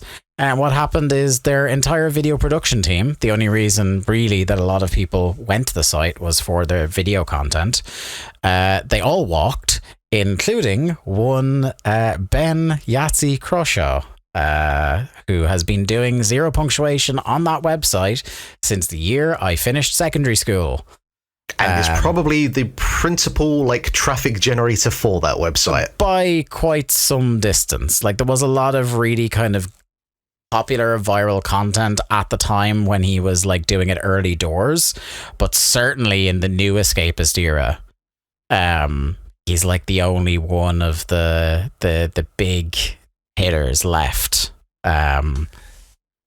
Yeah, it's incredible. It's forced them all out the door. They've all started their own independent publication now called Second Wind, of which the first new Zero Punctuation, he's going by the name his blog was for years, Fully Ramblematic now, because he doesn't own the rights to Zero Punctuation.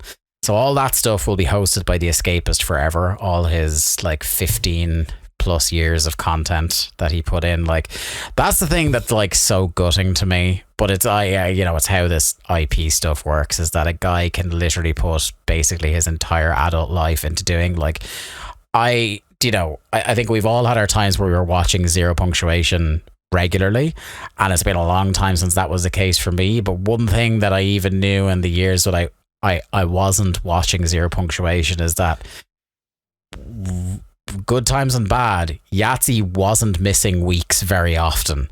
Like he was doing this thing pretty much weekly since 2007, and he's had to walk away from all that. Like that, how much of an arsehole owner do you have to be that it's not it's a call that Yahtzee was able to make straight away? Just go, I'll leave my entire body of work behind. I don't care. What are our takes on this, gents? You know how Taylor Swift re-recorded her back catalogue and did the Taylor's version? Can you imagine if he just started at 2007 and did a Yahtzee version of every old video? Look, remakes, they're all the rage. He does it now, and so by 2038 he'll have all of them redone. Yeah. He just has to up his output to 2 videos a week, and he could have redone everything. He said this was the first time since 2007 he hasn't used Windows Movie Maker to make them.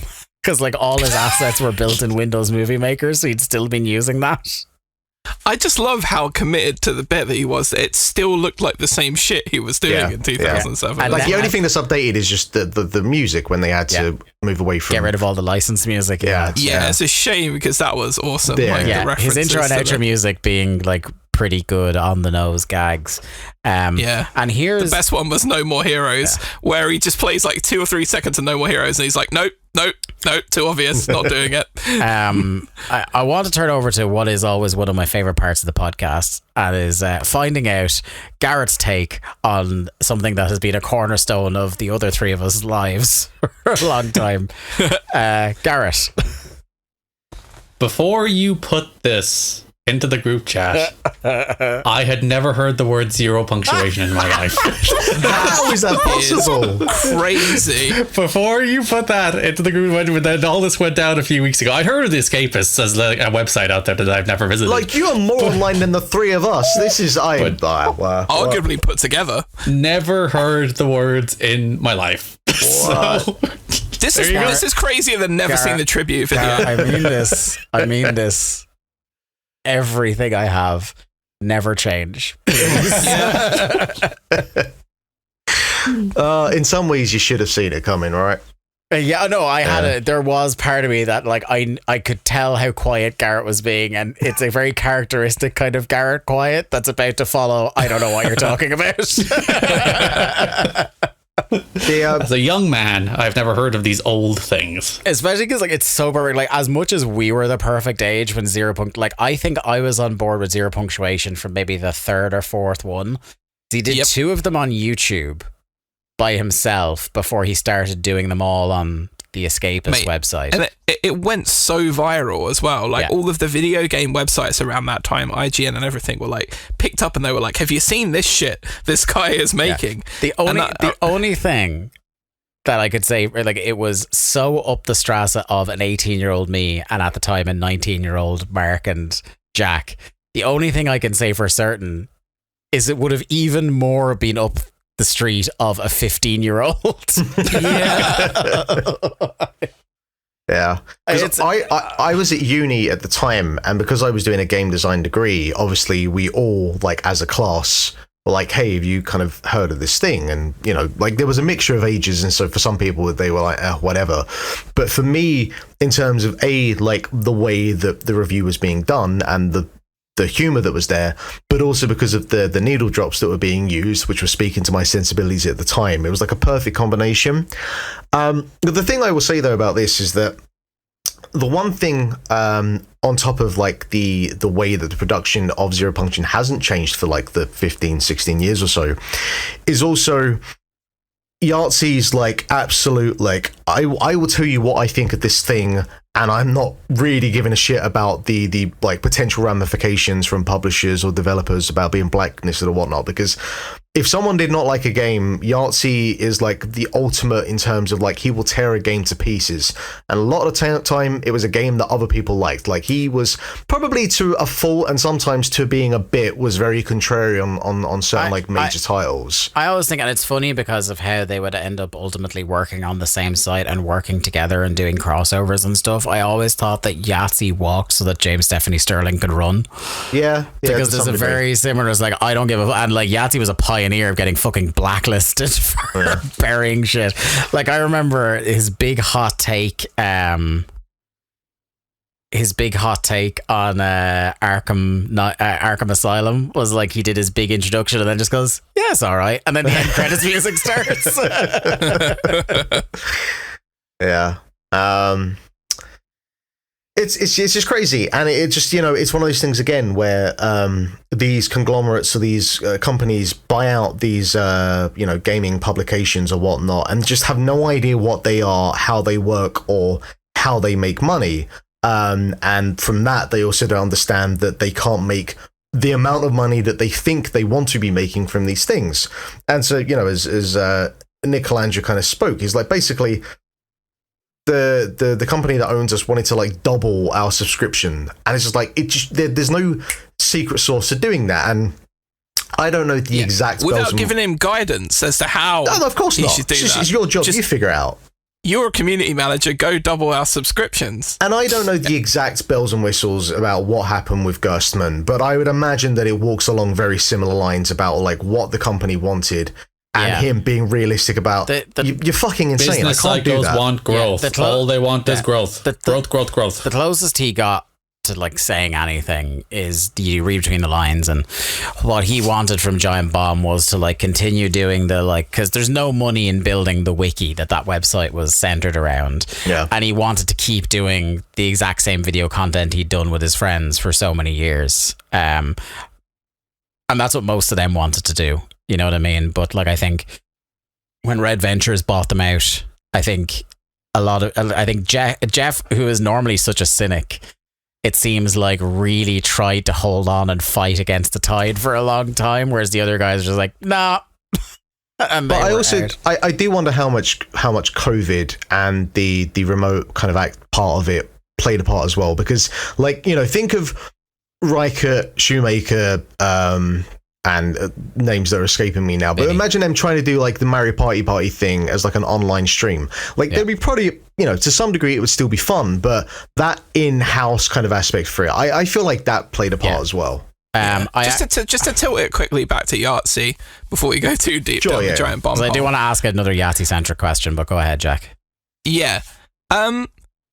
Yahtzee could and should have gone independent years ago, but I was listening to an interview with him, and they were like, basically, people were sort of skirting around the subject, like, well, you know, you could go independent. Obviously, he's doing Second Wind now, but like, you don't want to say it in front of the other Second Wind people that, like, at the end of the day, 90% of the reason people went to the Escapist was Yahtzee. And he just basically said, I can't be fucked.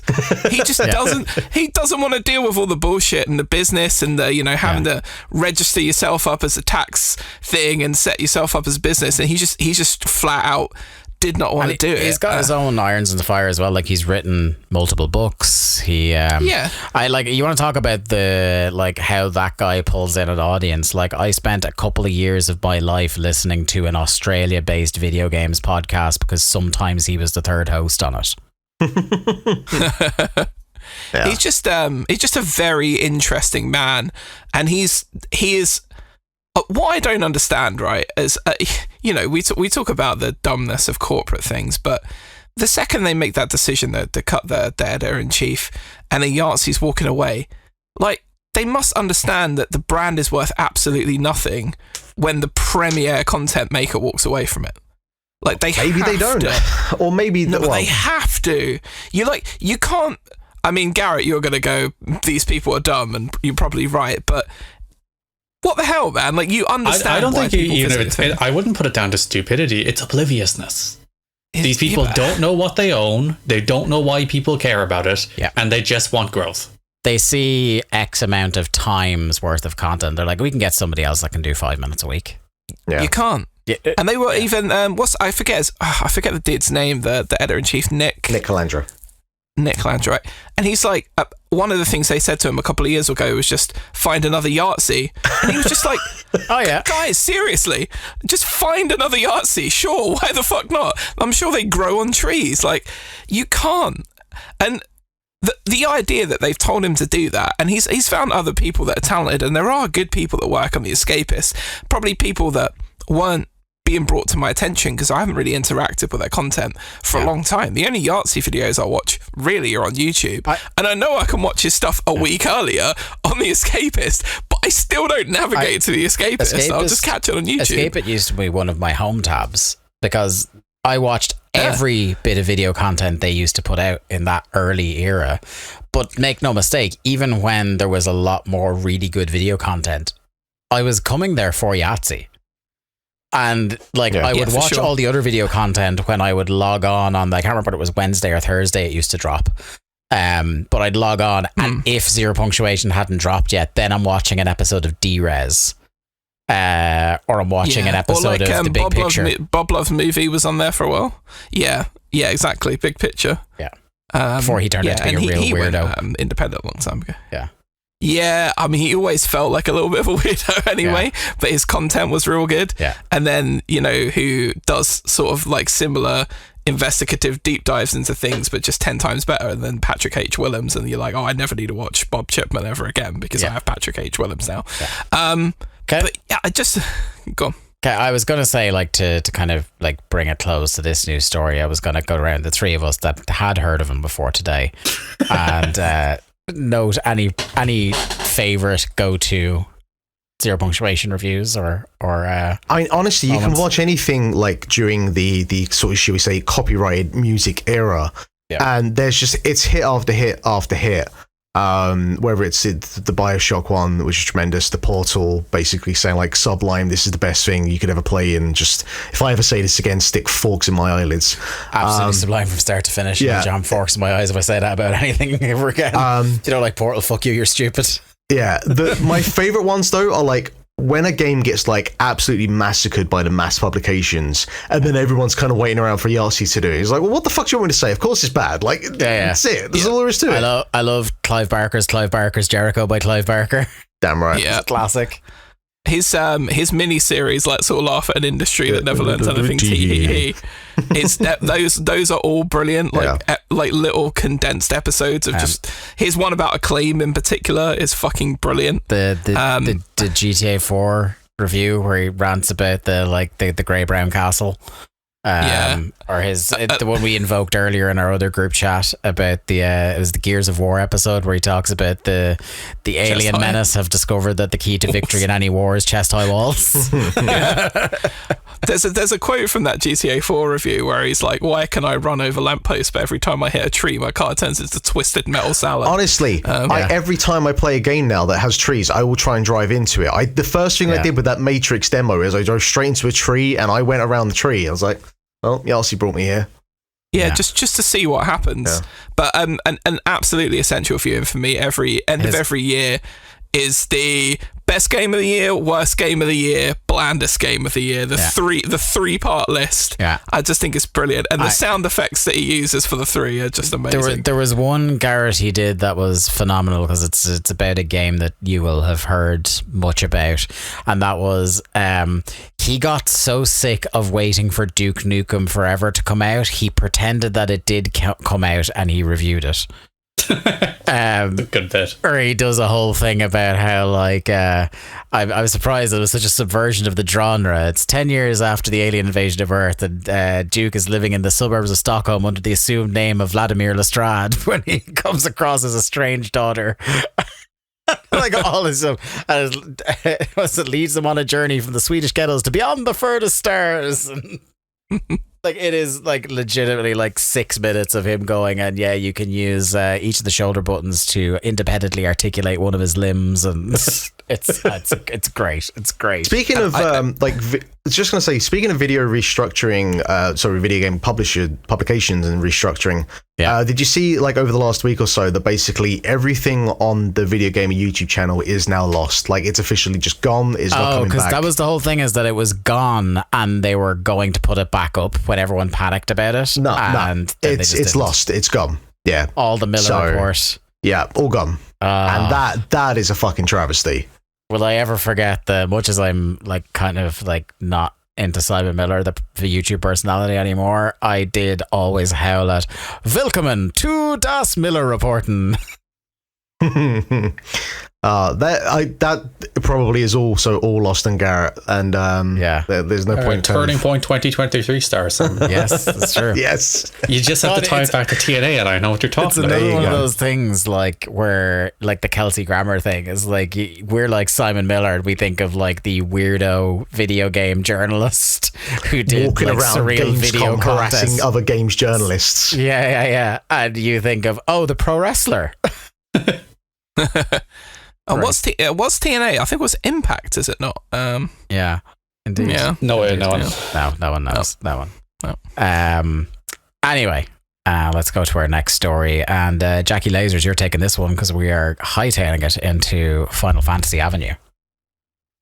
Yeah, I mean, pick the guy, the real high man on Final Fantasy VII. Yeah. But can I just point out, before Jack goes into this, the way you type this in the notes makes it sound like Jack is the producer. Final Fantasy VII Remake Trilogy Link with Advent Children confirms producer Jack. Well, producer Jack, we've got you on the show for a reason. Let's talk about your new project. So it's been a busy week, guys. What I've decided to do, right, is link Advent Children into the Final Fantasy VII trilogy. Does that sound good to everybody? So basically, FF7's remake trilogy will ultimately link up with Advent Children, making the film part of canon. Tetsuya Nomura, who is an absolutely insane man, creative director for Final Fantasy VII Rebirth, previously told The Guardian the games would link up with Advent Children, and now speaking to Games Radar, producer Yoshinori Kitase confirmed once again the link to Square Enix's sequel film and discussed the balancing the original story and the new revisions. "We are finally going to link up with Advent Children. That is going to be part of canon," said Kitase. "The overall storyline, the developments will not go wildly out in a way that will not add up to Advent Children in the end. I don't think anyone wanted that. That's not what we're looking to create here. We are just trying to make sure it doesn't become stale and people know exactly where it's going." Yeah, because people love knowing where things are going, right? "Doesn't that just follow the original word for word? We're adding in extra elements which add that little bit of doubt. Getting the right balance of that is so key. Ultimately, we're not trying to change the Final Fantasy VII story into something really different.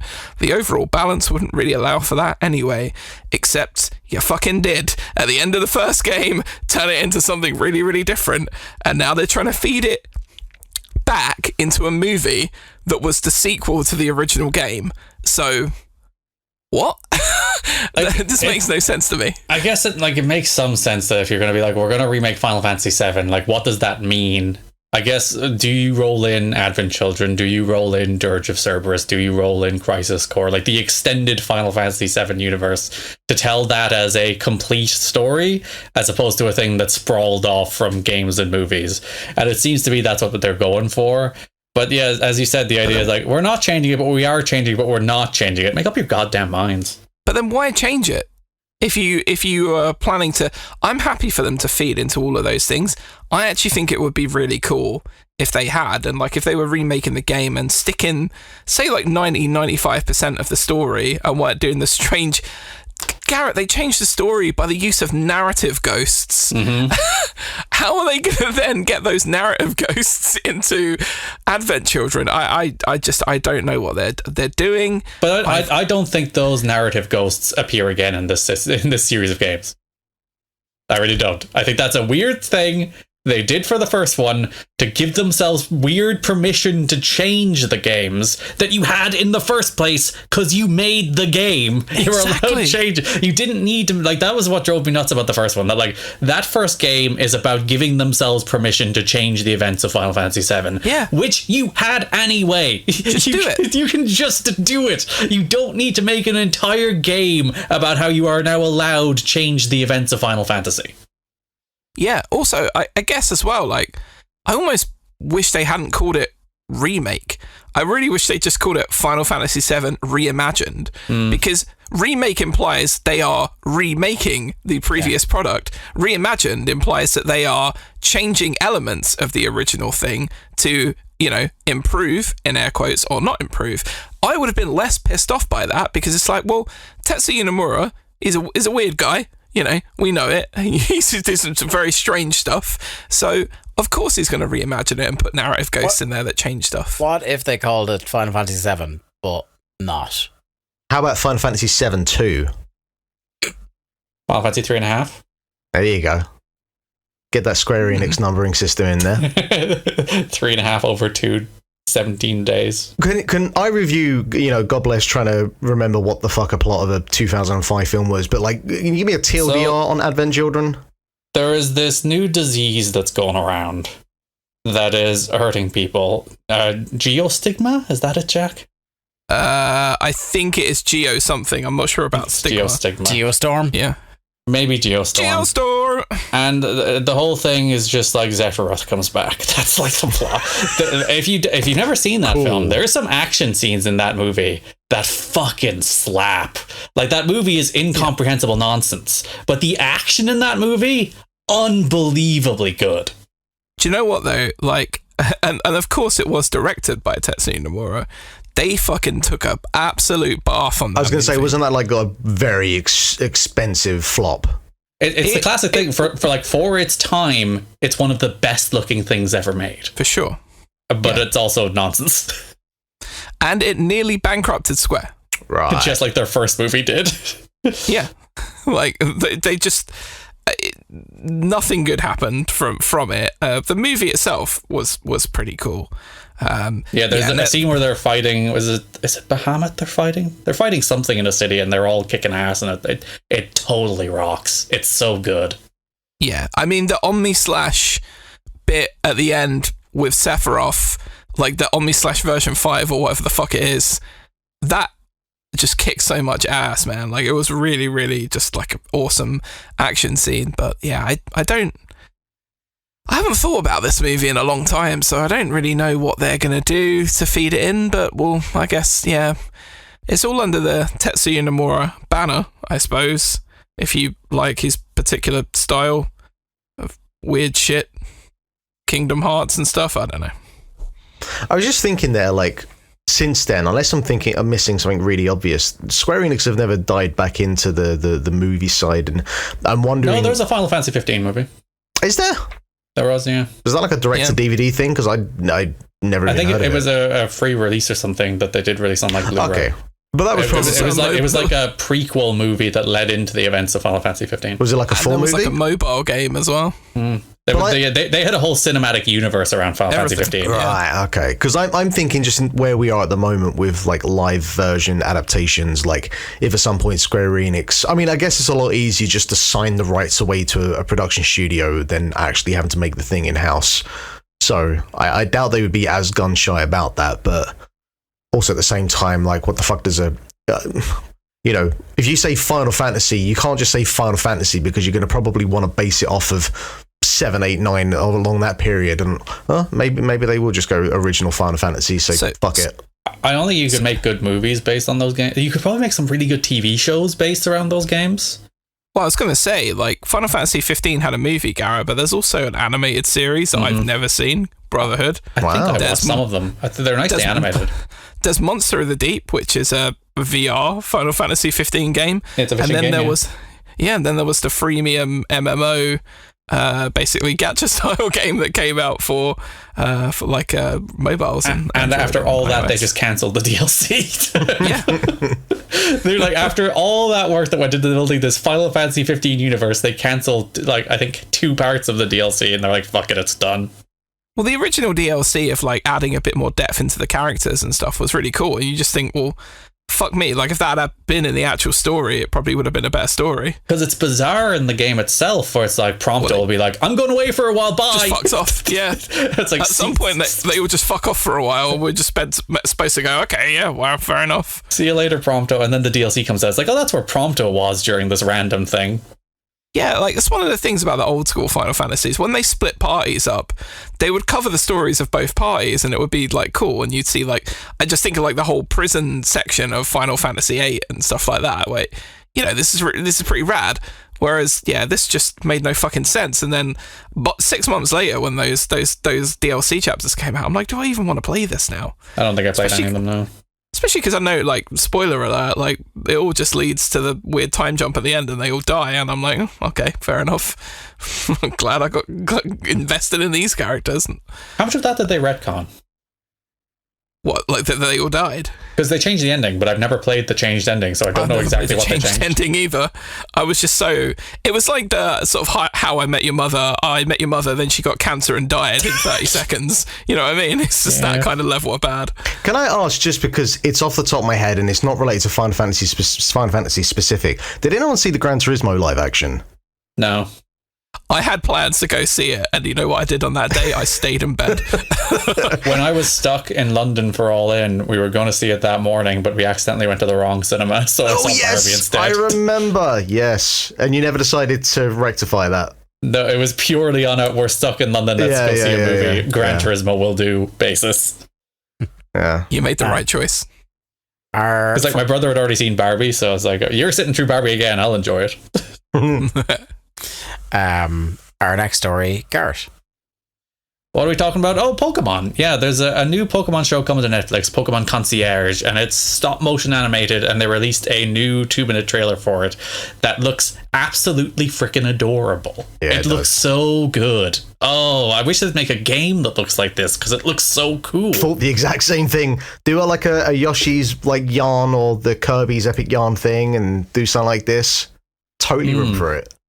The cutest is that sort of woolly looking Psyduck. He's adorable. I do feel like Psyduck has now become the official mascot of Pokemon. Like not completely like officially, but almost officially.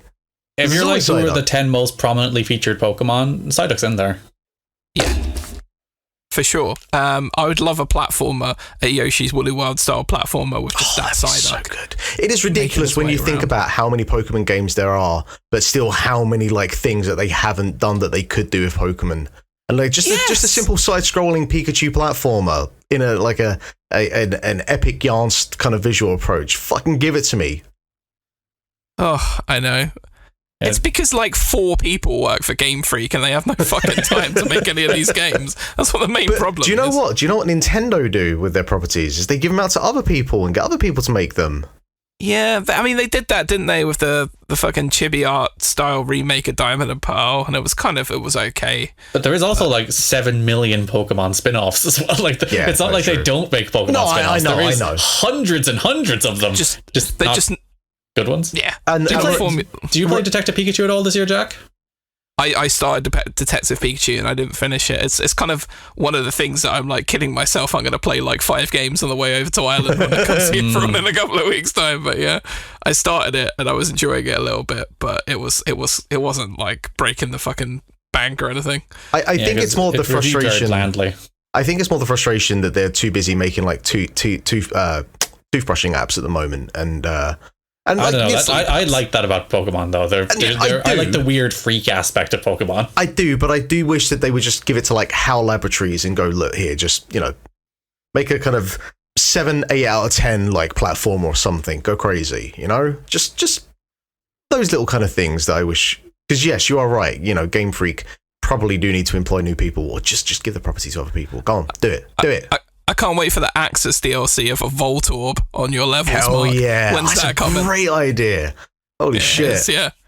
Oh, man.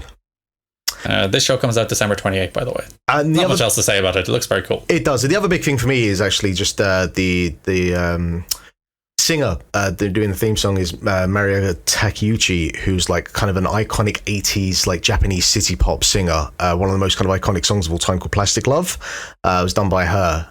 So I kind of massively popped for that in my musical nerd type ways. But yeah, it looks super, super adorable. And that's another win for Netflix. Probably won't Would be. you say she's the Rick Astley of Japan? No, I'd say she's. Oh, geez, what is she?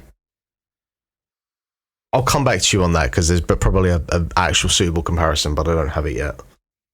Okay. That'll be an off-air thing. Mark, bring us on with the final news story. Yeah, the PlayStation Portal has already sold out as, guess what? Scalpers have taken advantage. Scalpers have got their hands on the remote player with some listings on eBay costing over £300, which actually isn't quite as mad as I thought it would get up to. What is this, $2, isn't it? It's 200, yeah, £200. Yeah. The PlayStation say that they're working to make more stock available. Please check back on the 22nd of November. The US version of the same page suggests to check back in early December for details on stock availability. It's unclear if the peripheral has proven more popular than Sony expected, if it didn't provide enough hardware, or if this is the work of scalpers. But as Eurogamer points out, that the on eBay sellers are selling it for anywhere between $220 to over £300. I guess we haven't actually spoken about the review since it came out, but reviews are fairly mixed on it. It's not a PlayStation handheld. It is saying that you're just going to use around the house. But Sony has said that they hope that the Portal and the new PS5 Slim model would boost sales of the console over the holiday period. Also, that PS5 Slim model is the most loosest attempt at having a slim model of a console I've seen in some times. How slim is it? Not that slim. It's marginal. Like think about the PlayStation 2 and then the PlayStation Slim, and like that is slim. That is trim in comparison. It was. The PS5, like this slim model, I think it's still taking up like an awkward amount of space on your cabinet shelf. Yeah, it seems like the PlayStation Portable is for like such a small, like minute part of the user base for this thing, who maybe like have kids who want to be doing stuff on the TV, but they're paying enough attention to the TV where they're not looking at you, so you can be playing your PlayStation 5 games on this little thing. It's almost like we have a best friend who fits that category already, but actually uses his laptop to stream to the PS5. Yeah, you can already do it on the laptop or the iPad or whatever. Yeah. I don't know what they did here, whether it's A, scalpers just bought all this up, or B, they saw that the sort of maybe demand for it was going to be tepid, so they didn't make many, and then sort of by a way of doing that, it makes it feel like this is something that when the next batch comes out, it's a must get, and then the next batch and the next batch. And maybe if they just made enough available for everyone right away, not many people would have bought it, but now they've kind of made it look like it's an in-demand product, and they're trying to use that psychological idea on people. But I hope people don't fall for it. I think it's probably a little bit of column A and a little bit of column B. I don't think... I get the sense they made like 12 of these. Yeah, I get and the scalpers bought 11 of them. I don't think it's a huge run of PlayStation Portable. Portal's stupid name. What a stupid name. You have a PlayStation Portable. You can't then call something a PlayStation Portal. You stupid people. But I don't get the impression you made a particularly large run of these things. Do you know what they should have called it? The PSP 3.5. Yeah, you'd have bought like 58 of them. Damn right. Yeah, it's made out of them. But then, like the PSVR 2, I think we read recently actually has done above expectations, or at least whatever Sony's expectations are. So yeah, I guess there is a market out there, but I do feel like this is even more, because at least for the PSVR 2, it's like, hey, there is a bit of a VR market, and there are games that are going to be specific for this thing. Where the PS Portal is just like, I don't know. Sony is this like big, huge, successful brand, so they will have a decent number of people that will buy every Sony product. Like no matter what what they slap PlayStation on it, there's probably like a few 100,000 people out there who will buy it no matter what, because it's the new PlayStation thing. But then also, like, you know, the Steam Deck OLED got announced the week before. And I don't know if there's crossover because they are serving two masters in terms of one's just a streaming device. And you know, I saw people today that have been playing it and they're kind of talking about it, and it's like, it's still not ideal. Like, you probably do still want to play certain games just over the TV, and that's kind of been the issue with like streaming games from day one. Is just there are certain games, even however good your connection is, I don't know, there's that minor half a second of delay input sometimes that I've come across. I'm just like, outside of, you know, I played Citizen Sleeper, I played a lot of that through the xCloud, and that's a perfect kind of game for it. And there are games that are going to be suitable for it, but yeah, I can't imagine playing like Alan Wake 2 like on a sort of choppy stream, you know, like one of the best looking games of the year, and it looks like absolute shit even in your hands. Even something like, you know, Thirsty Suitors, like so much of that is based on you know, kind of like inch pixel perfect timing for like that kind of parappa the rapper style button command input sort of stuff, and that would be probably unplayable or close to unplayable if you're trying to get like, you know, the best scores and get like the story branches that you want based out of that. So yeah, it's not just the kind of high end stuff. It's, I don't know, it's slightly off tangent, but I'll be very curious to see like over the next year what Sony reports, if they report anything about the financials of this thing. Well, on that note, I think that's going to bring an end to proceedings for Link to the Cast this week. Conserving our energy because we are entering Game of the Year season, so we will be powering down over the next couple of weeks as we approach that intimidating session. Keep an eye next week, I believe it is, Mark, around the time that this episode drops next week. The Game of the Year poll should be going up for our tiebreakers. Don't know why you're asking me, you're the one putting those together. I am putting it up. I'm just trying to remember the day that we said we're closing our nominations internally. Yeah, let me know that, because I need to do mine. It's Monday. I believe you said you want the form out on the 20th, so yeah, so I've been building that away, and so by the time the next episode comes out, we'll have details as to where you can go to help us, because it is going to be I think it's going to be a contentious year, my friends. But when anyway, is it not? All right. When is it not? That's true. I think actually, Game of the Year this year, the final part where it was just like, it's Elden Ring, isn't it? Was probably the most agreeable we've all ever been. But you know what? In a slightly defeated sense. It's just fucking Elden Ring. Yeah. But these are all good games though this year. Like, we can pick faults and small faults in some of them, but they're going to be fun debates because the games actually fucking rock this year. Yeah. Like, there's no like one or two good games and then we're arguing over what comes third. Like, it doesn't matter. Like, I feel like it matters this year. Like, it really matters this year. Yeah, fucking Sonic all the way. I agree. Anyway, in the meantime, if you want to keep up with the show as it comes out, keep up with Game of the Year news as it's happening. At Link to the Cast is where you need to go on Twitter. Individually, I'm at The Day to Dave, Mark is at Lithium Project, Jack is at Jack Lizelle, and Garrett is at Garrett Kidney. Thank you very much for listening to another episode of Link to the Cast. We'll be back next week, and we'll see you then. Bye bye.